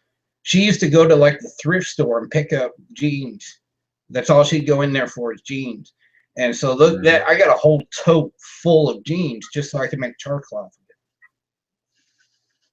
Yeah, so you're set. You're set. But Doris, she kind of emphasized it must be cotton, and she's absolutely right. You go trying to use anything like a cotton polyester blend, and you're gonna wind up with a big melted mess. Yeah, and it could be dangerous. Yeah, well, it's gotta be 100% cotton. Yeah. So the T-shirt I got now. Greg said he still got his high school jeans. You know, Greg, when I was in high school, I had a pair of jeans. You know, but I used to hang out with the stoners back then, and so I had the ripped jeans. That wouldn't work too good. But then again, I grew up in a foster home, so all of my stuff that I had when I was in high school, when I joined the Marine Corps, it got put in storage, and I never saw it again, ever. Which kind of makes me a little upset because I actually had a Marlin 60, you know, 22 long rifle in there with a scope. I really liked that rifle, but never got it back. Dang, what happened? Do you know what happened to it? Somebody take it? No, they turned around and sold it. Yeah, while I was gone, they turned around and sold it. Man. So Greg, you're mountain man's age. Yeah, I'll be 48 in February, and on my 48th birthday, I'm gonna shave my mustache off and let all the girls see this handsome young face that's got so many years on it. Yeah. Now, as I recall, I did I shot a video about your first fire steel order, and I was making your char cloth right there on the mini stove outside. You sure did, because I had asked you, how do you make char cloth? I still have that video. It's saved in my watch history, or you know, my watch list for, you know, if I ever want to make it. And as far as like those little Altoids containers, man, I've got a slew of those things. So I could make it, should I need to. So I went to Walmart and I bought a couple of 10 boxes about that long, about so wide, and I shot a live event because it takes so long to make bulk char cloth.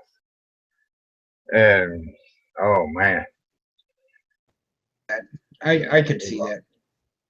But I still have the original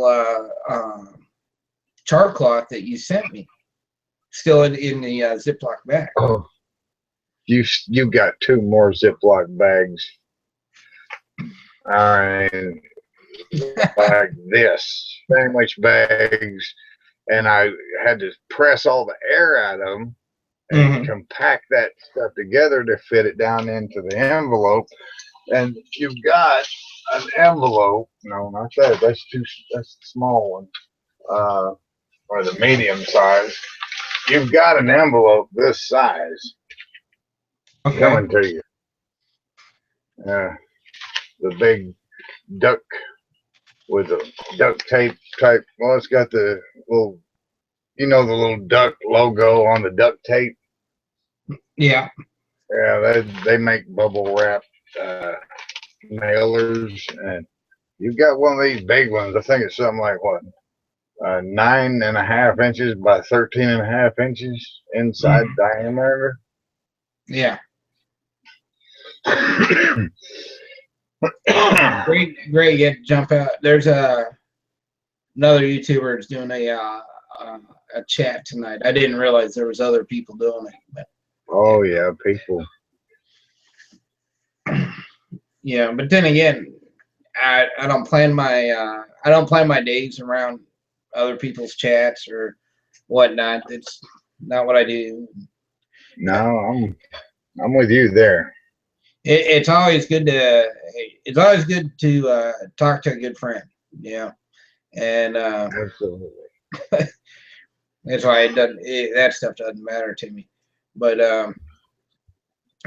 there was another topic I had thought of, other than I'm coming to your house, and it was, I can't think of it. I can say this though. Hey, bro, these are the gloves. That can you see the color? Yeah. It's like a brown, and then on the inside, they're wool, but they've got some kind of insulation on the outside. And man, I gotta tell you, these suckers are warm. It's still a little hard to smoke a cigarette with them, because the thumb is not cut off. Maybe I might have to cut the thumb. I don't know. That way I can smoke a cigarette. But yeah, it's held back here by a little bit of Velcro. But little Velcro tab. Yeah, but I mean, they do the job, and if you have to, you can squeeze your trigger finger out, so you still get your trigger going. But great gloves. They even got a little bit of soft leather right here to protect them, or protect the inside of it. So I've got a pair of these to send out to you, man. Zombies Are Us is the one that told me where to get them. Yeah. Oh, that's a great little channel, Zombies Are Us. They're actually in the next state over. They're over in Illinois. I ordered a couple of 100 rounds of British 303 from militaryshooters.com. And they got, shout out to militaryshooters.com. Get on over there. They got some great ammo at some great prices. Yeah. Well, that's a awesome gun. Yeah. Like I said, I got to shoot an Enfield 303. I want to say about 2 months ago, and man, it's just a sweet rifle. I got to go shooting with my boss, and he brought out a 44 mag, 30-30. He had a Winchester 30-30, sweet rifle. Then he brought out the Enfield, and then we PZO'd his AR, and it was just a blast, man. I had a great time with it. Now, and he has a Taurus 45. At that time, all I had was my Springfield Armory Marine Corps Operator 45, and I gotta tell you, this thing, man, I wish they issued me something like this when I was in the Marine Corps, because this is a sweet pistol. I didn't think I would care for the I don't know if I can get the light in here to where you can see it, but it's got some really aggressive checkering in the front here. But when you're shooting when you're shooting, man, that thing is so steady, and it's just it's on. Yeah. These rubber grips on my 6-shooter, that right there, that really helps a whole lot. Now, is that the Ruger Security 6 stainless steel 357 Magnum. right? But the grips, is that the Hogue grip, or is that just what comes with the Ruger pistol? That's standard factory grips. I don't Oh, know if they call them Hogue grips or not, but it's got the little Ruger emblem in the side. yeah. Well, no, that's definitely Ruger grips then. And it's got the adjustable rear sights, and damn, I can send you a picture by way of text of a rabbit that I shot Mm-hmm. and what was left of him after I cleaned him. I shot him at 32 paces with that 357 Magnum, and he just disappeared. Well, where the fuck did the rabbit go? I walked over there to where the rabbit was. I'm looking around. I thought, did I miss? And he ran away? Because that was a long distance, 32 paces. It's the average man walking. His walking pace is approximately 3 feet, and that's 3 feet in a yard. Mm-hmm. Well, that's around 32 yards, give or take. Yeah. But I walked over there, and I found the rabbit. It was about 4 feet further to the left. Mm. That that projectile had knocked him up against the fence, and he just kind of rolled along that fence, just, and broke all 4 legs, blew out the left part of the rib cage, tore his guts out, made a big mess of him. I cooked him up for dog food. Yeah. Well, I was gonna say, that kind of reminds me of the when I was in high school, we got hired by some farmers to come out and take care of some prairie dogs, and we decided to just see what we were high schoolers. We didn't, we went there originally with our 22s. And decided we wanted to see what a American 308 out of a Remington would do. Oh. We found us a prairie dog, and I'm telling you, brother. Now the scope was sighted in for 300 meters. The prairie dog was 30 meters away, and so when we shot, we actually hit into the dirt mound. We didn't hit above the mound because we didn't adjust for the side, how close the thing was. But all we found of that prairie dog was a little bit of blood spatter on the back side of that hole. There was nothing there. We were just like, oh no. We decimated that prairie dog. It was funny as hell. But no, I'm half tempted to go to grips like this. And these are those Hogue grips. Now, this is a cheaper 1911. It's the ATI government model. I got to tell you, for $350, this is a great pistol. It really is.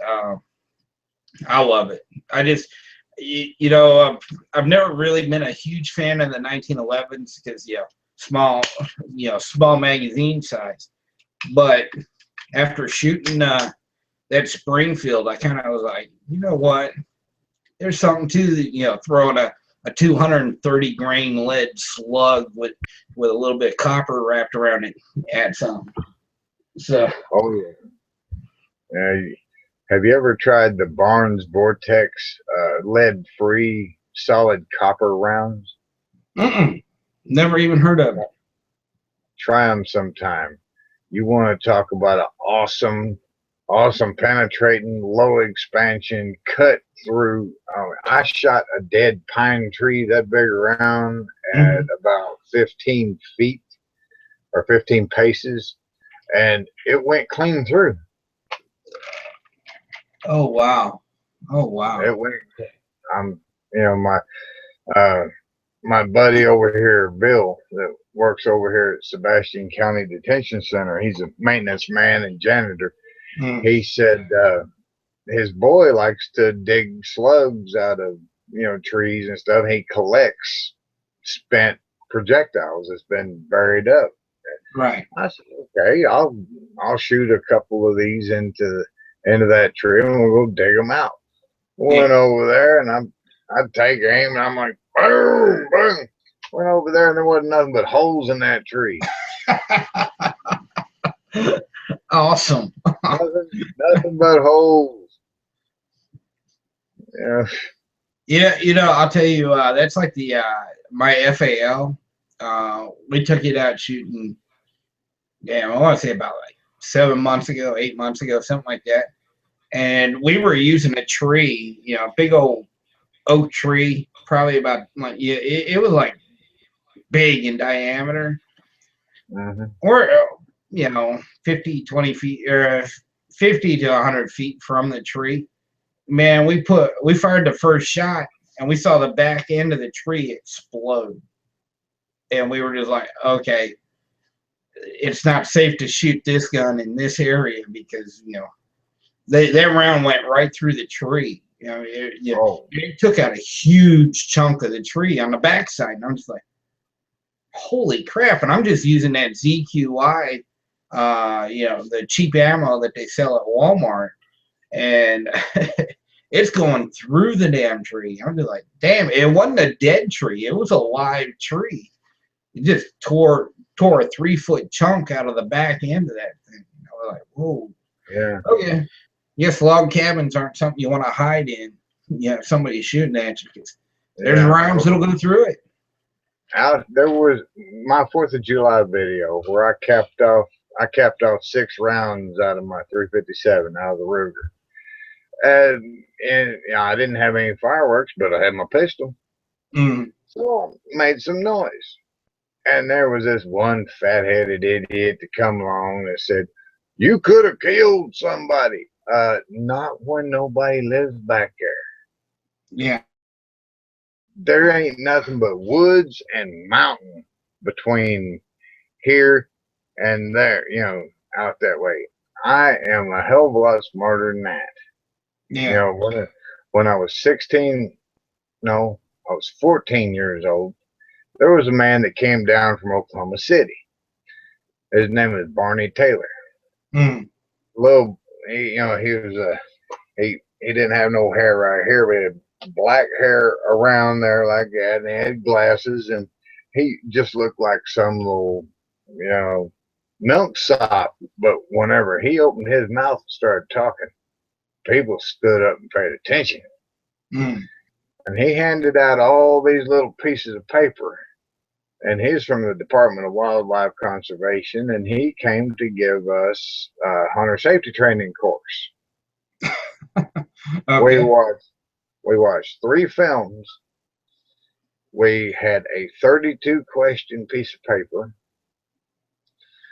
And that's all the hunter safety training course was at that time. Now it's a booklet. You know, it's a friggin' book. But I made a 96 on that hunter safety training on the written. And during a demonstration, me and one of my classmates were told to come down, you know, ask for volunteers. I raised my hand. Stephen raised his hand. And me and Stephen, we went over there to Mr. Taylor, and he handed us a couple of shotguns that were, you know, there were no hammers, no firing pin, you know, single shots.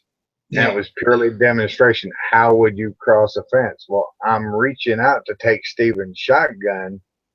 Naturally, I'm reaching to take his shotgun so he can cross this imaginary barbed wire fence. Well, Stephen keeps his shotgun close to him and goes through this imaginary fence. He said, "You just wiped out all your friends in the top row." Yeah. Or you just killed some of your friends up there. He said, "Never cross a fence with he said, "Your friend here was reaching to take your gun from you while crossing the fence. Naturally, he knows something about hunting and firearms." Yeah. I just looked at Mr. Taylor and said, my dad was a Vietnam vet. He taught me everything he knew. Yeah. Yeah. And the only question that I missed on that form, on that hunter safety training course, was something about a matchlock rifle. Yeah. The speed at which the wick, the fuse burned to, or some damn thing. It was a matchlock rifle, and he said, that's basically irrelevant. I'm going to mark you down as 100%. Yeah. Well, that's And cool. and I got that little yellow card, and I was so proud. That was the first test that I ever took in school that I passed with that high percentage rate. And it really wasn't school, you know, it was. Yeah. Well, yeah, truthfully, a lot of it's really common sense. The problem is common sense isn't so common anymore. Yeah. Yeah. Know what, JayHoc wants to know if you got a Bob. Oh, what? A BLB, a bug out bag. You know, I've been asked that question so many times. I actually went and bought a nondescript, non-GI issue rucksack from the AA Army Surplus in Fort Smith, Arkansas on Garrison Avenue. If you're ever in that town, give them your business. It's right there by the post office on the main drag in Garrison Avenue. That's the AA Army Surplus, Army Navy Surplus. Oh. They might have some Marine Corps stuff in there too. Oh well, you know what I really like finding is I can't do it around here. All the Army surplus stores around here, man, they jack the prices up. Yeah, I remember the day when you went to an Army surplus store, you were getting good deals on good gear. You know, it may not be the fanciest gear, but it was good gear and it would last, and it was cheap. Nowadays, hell no. You know, where I'm at, man, I swear the owners they're trying to rape you as you walk in the door. You know. Now I did, however, I went down to down by Springfield area. There was a good Army surplus store there. I was getting some huge brand new ammo cans, you know, but they weren't 50 cal. They were like almost, they weren't the 40 millimeter. I don't know exactly what they went to, but it was bigger than you know, 250 cal size ammo cans, and I paid I think $9 for them, and they were like brand new. So you know, sometimes you can find some good ones, and others you don't. On the subject of price, when you were talking about price and then people jacking it up and price gouging and screwing people out of their money, here's a curious little story. I was a guest of the county. Yeah. For a few days, and I was homeless at the time, and there was a city ordinance, no loitering in the parking lot of this particular store. And it was raining, and I was waiting for it to stop raining or slack off so I could take off. And cop rolls up, you're in violation of such and such ordinance, loitering in parking lot. Asked me for my ID, and I said, sir, my ID was stolen a few days ago. And then he took me to jail. Booked me in. My clothes were in bad shape. I left that jail wearing nothing but my jeans and my hat. Oh. I walked out of the detention center. My stepdad met me with a pack of Camel non-filters and a $20 bill. I took that $20 bill over there to the AA Army Surplus on Garrison Avenue, and I was fully dressed whenever I walked out. Oh, that's cool. That's cool. Can't do that. You can't do that in the stores around here. Now, Oh. here, no, Jay Waters just wanted to know what it came in and what that ammo can was, and it's definitely not a 40 millimeter, definitely not a 20 millimeter, but I'll show. See, it doesn't. I can't even. I can barely fit it. I can see the numbers. It's showing real good. Okay, but basically, it's twice the size of a 50 cal can, and I can't. It's heavy because I've got it full of 223 ammo. But yeah, it's. I think I paid like $9 for it. And you see the condition in it's in the rubber seal is like brand new and stuff. Yeah, so if I'm ever in if I'm ever in that area again, yeah, I'm definitely stopping by that Army surplus store, to buy some more. I only bought 2 cans. I got one full of Mosin Nagant ammo, and then this one full of 223.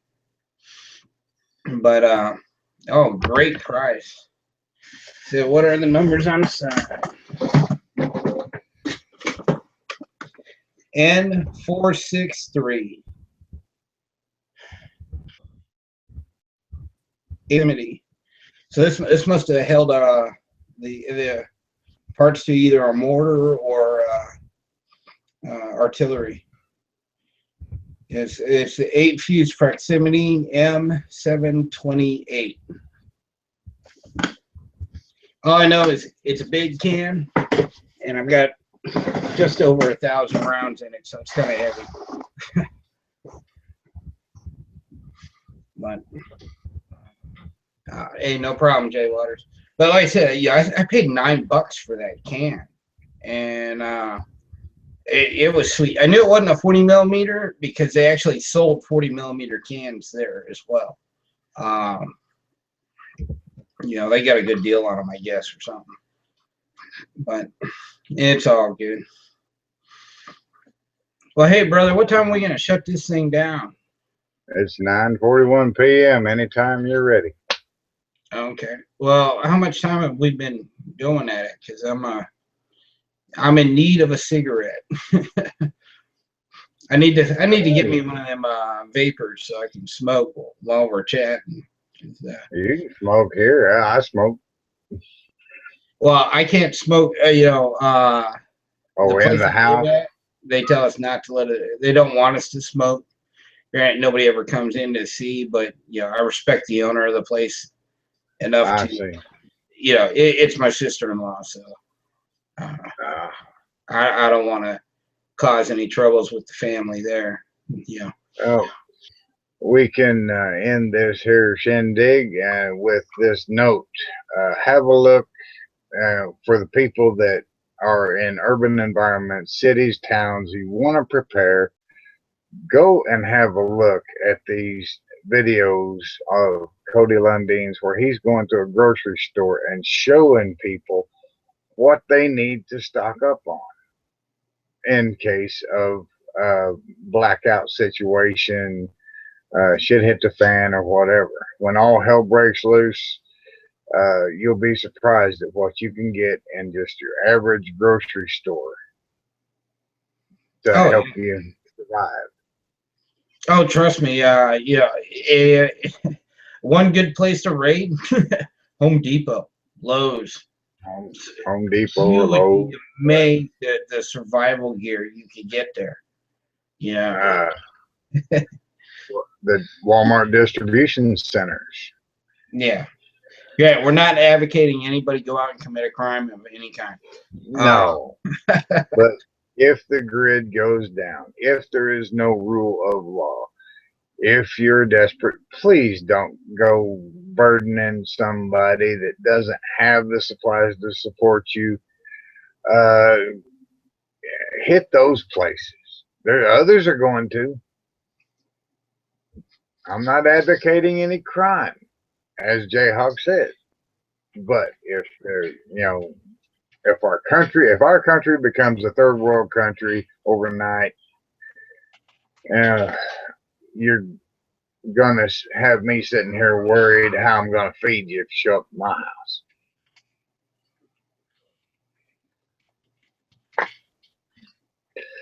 Yeah, I know 4 or 5 people down below on the like dislike button just didn't like that stuff. Yeah, and I put a message in the thing for it. Internal. Yeah.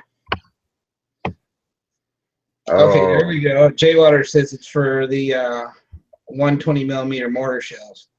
Cool. All I know is when I found them and I looked at them, they looked like they were brand spanking new, and they were bigger than the 50 cal, and it was just a good price. I mean, $9, you couldn't beat it. So I had to get a couple of them. But yeah. I was helping a person, a mooch, friggin' move up to here, and so I didn't have a whole lot of room in their vehicle, so I Yeah. grabbed two and called it good. You know, those people that are telling me they're going to show up to my house, they have jobs. They have jobs now, here and now, and they're making money. They could take a little bit of that money and put, you know, not go out to eat 1 day a week, not buy those, you know, whatever, you know, don't do the impulse buying and goofing off and crap. And just invest in some extra cans of tuna, extra trash bags, bleach, toilet paper, things of that nature. Yeah, yeah. You know, a gallon of bleach. Just imagine how much water you can purify with a gallon of bleach.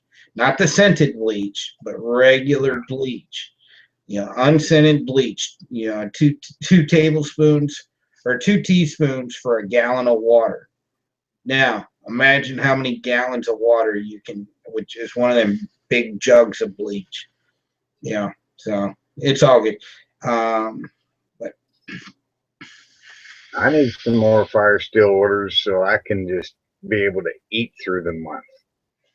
I do have to get out here and kill animals, and I really don't like getting out here in this miserable cold weather and killing animals and skinning them and gutting them and washing them up and cooking them.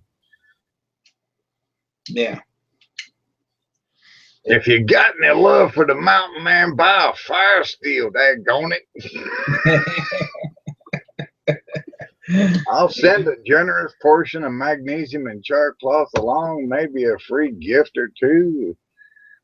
Well, I'm here to tell you, I'm gonna do a box opening so people can see what they get. You know, granted, I'll make sure they know I ordered extra stuff. And Odoris is right. $5 a week. You'd be surprised. I've went to Walmart with $20 and bought a week's worth of food.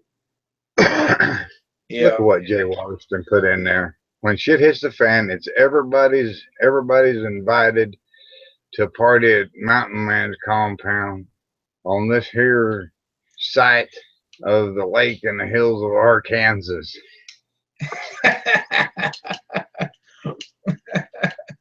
Jay Waters did you a trip, boy, I'll tell you. But I worry about people. I'm concerned about people, and I don't want them to put themselves in a pinch by trying to rely on me when I'm going to be struggling to survive. Yeah. Yeah. And you know, to be honest with you, I agree wholeheartedly with you. It would suck to turn people away, but you know, and like I said, again, it depends. You know, if we're talking, we know everything is gone and nothing's coming back. Hey, sorry about your luck. But if it's something local, I'm gonna help out as much as I can. You know, because that's how I am. That's who I am. But if it's something like power grid goes down and it ain't coming back, sorry about your luck. You should have prepared. You know? Yeah. While you were out going out to eat or going to the movies, you know, because damn, to go to the movies today would cost anywhere from $30 to $50 for 2 people to go to the movie. Really? Oh, damn. It's outrageous, the prices nowadays. And I'm here to tell you, you spend $50 at Aldi's. You know, for those of you who don't know, Aldi's is, you know, super cheap grocery store, You know, you could buy a month's worth of food with $50 freaking dollars. Yeah, they sell the 5-pound coffee cans for $4 at Aldi's. Yeah, and every place has got their own version of Aldi's and stuff like that. You know, dollar stores sell stuff too. You would just be amazed at how much you can stock up on if you just, okay, I'm not going to go to the movies I'm going to go to the movies one less time this month, and then with that I'm going to go and buy some supplies. You know, some people, oh well, you can't be all into prepping. You got to do other things. I agree, you got to, but at the same time, it doesn't hurt not to just take the time. Go $20 a week, you know, or like Doris said, $5 a week. You'd be amazed at what you can get for $5, you know, and what would last, you know. So.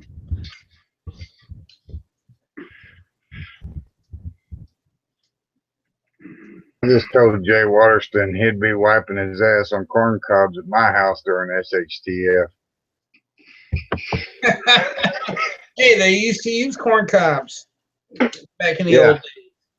But the thing of it is, could you imagine wiping your butt with that? I have. Man, that would hurt. You pull and roll at the same time.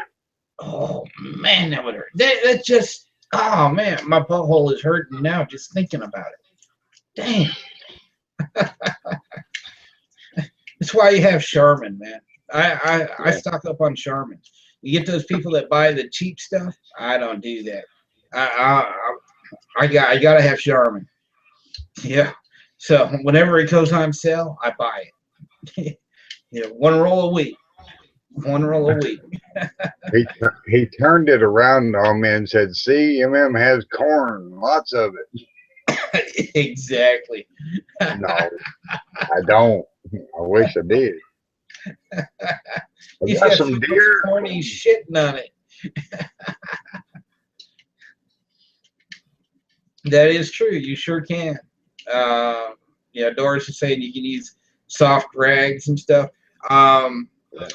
For my initial part, I've got a ton of baby wipes, and I am a Marine, and I am not afraid to use baby wipes. I'm telling you now, because man, that will clean your butt so good. Right here. Yeah. So every Marine, before we go to the field, we go buy us some baby wipes and take them with us. You got to be comfortable at some point, you know. But whenever baby wipes, huh? Huh? What was that? I said baby wipes. That's the way to go. Well, it being wintertime, I have to unhook the drinking water hose from my house, so it doesn't freeze and burst on those really cold nights. Yeah. And I can't flush the toilet. I have to, draw up plenty of water during the nice warm day, draw up some water in the Aquatainer water jugs. There they are. There's two of them right there. Yeah. The big blue jugs with the spigots. Yep. And I've got one in there. I got two of them sitting in the bathtub. I use the baby wipes to clean myself. Yeah. And I also use them for toilet paper at times. And then, I'm basically living a very minor degree of a SHTF kind of thing, just living in a camping trailer. Yeah. No running water. Oh my God. Damn, how do you live? You're not gonna make it, man.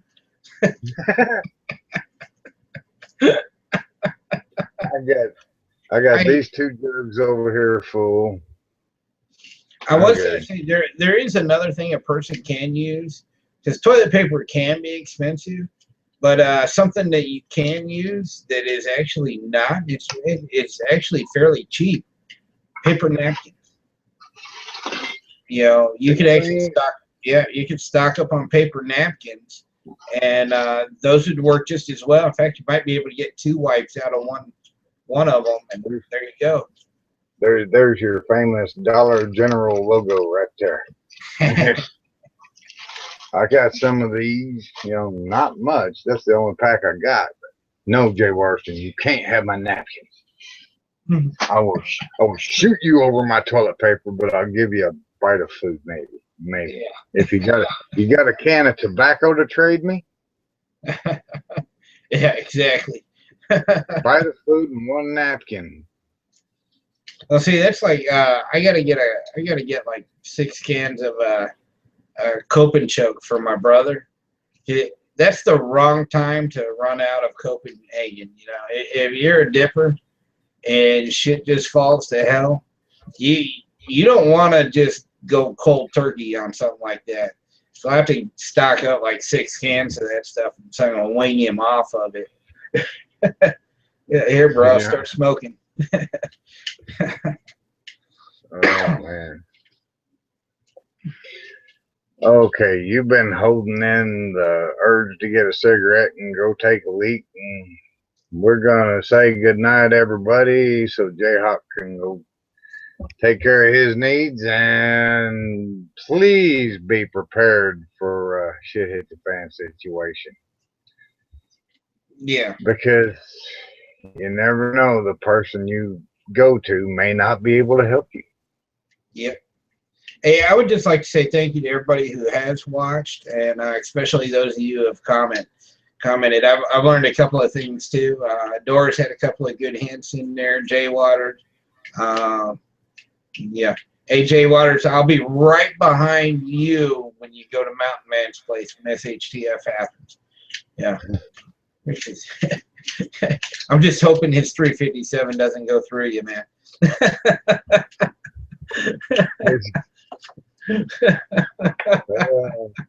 No, I'm joking. Hey, thanks everybody. Y'all have a good one. We are gonna do this again, and we'll probably have to move it to a Saturday night though. Yeah. But it's all good. Thanks for coming out and watching. Thanks for showing up, JayHoc. I appreciate you. Hey, no problem, man. Good night, everybody.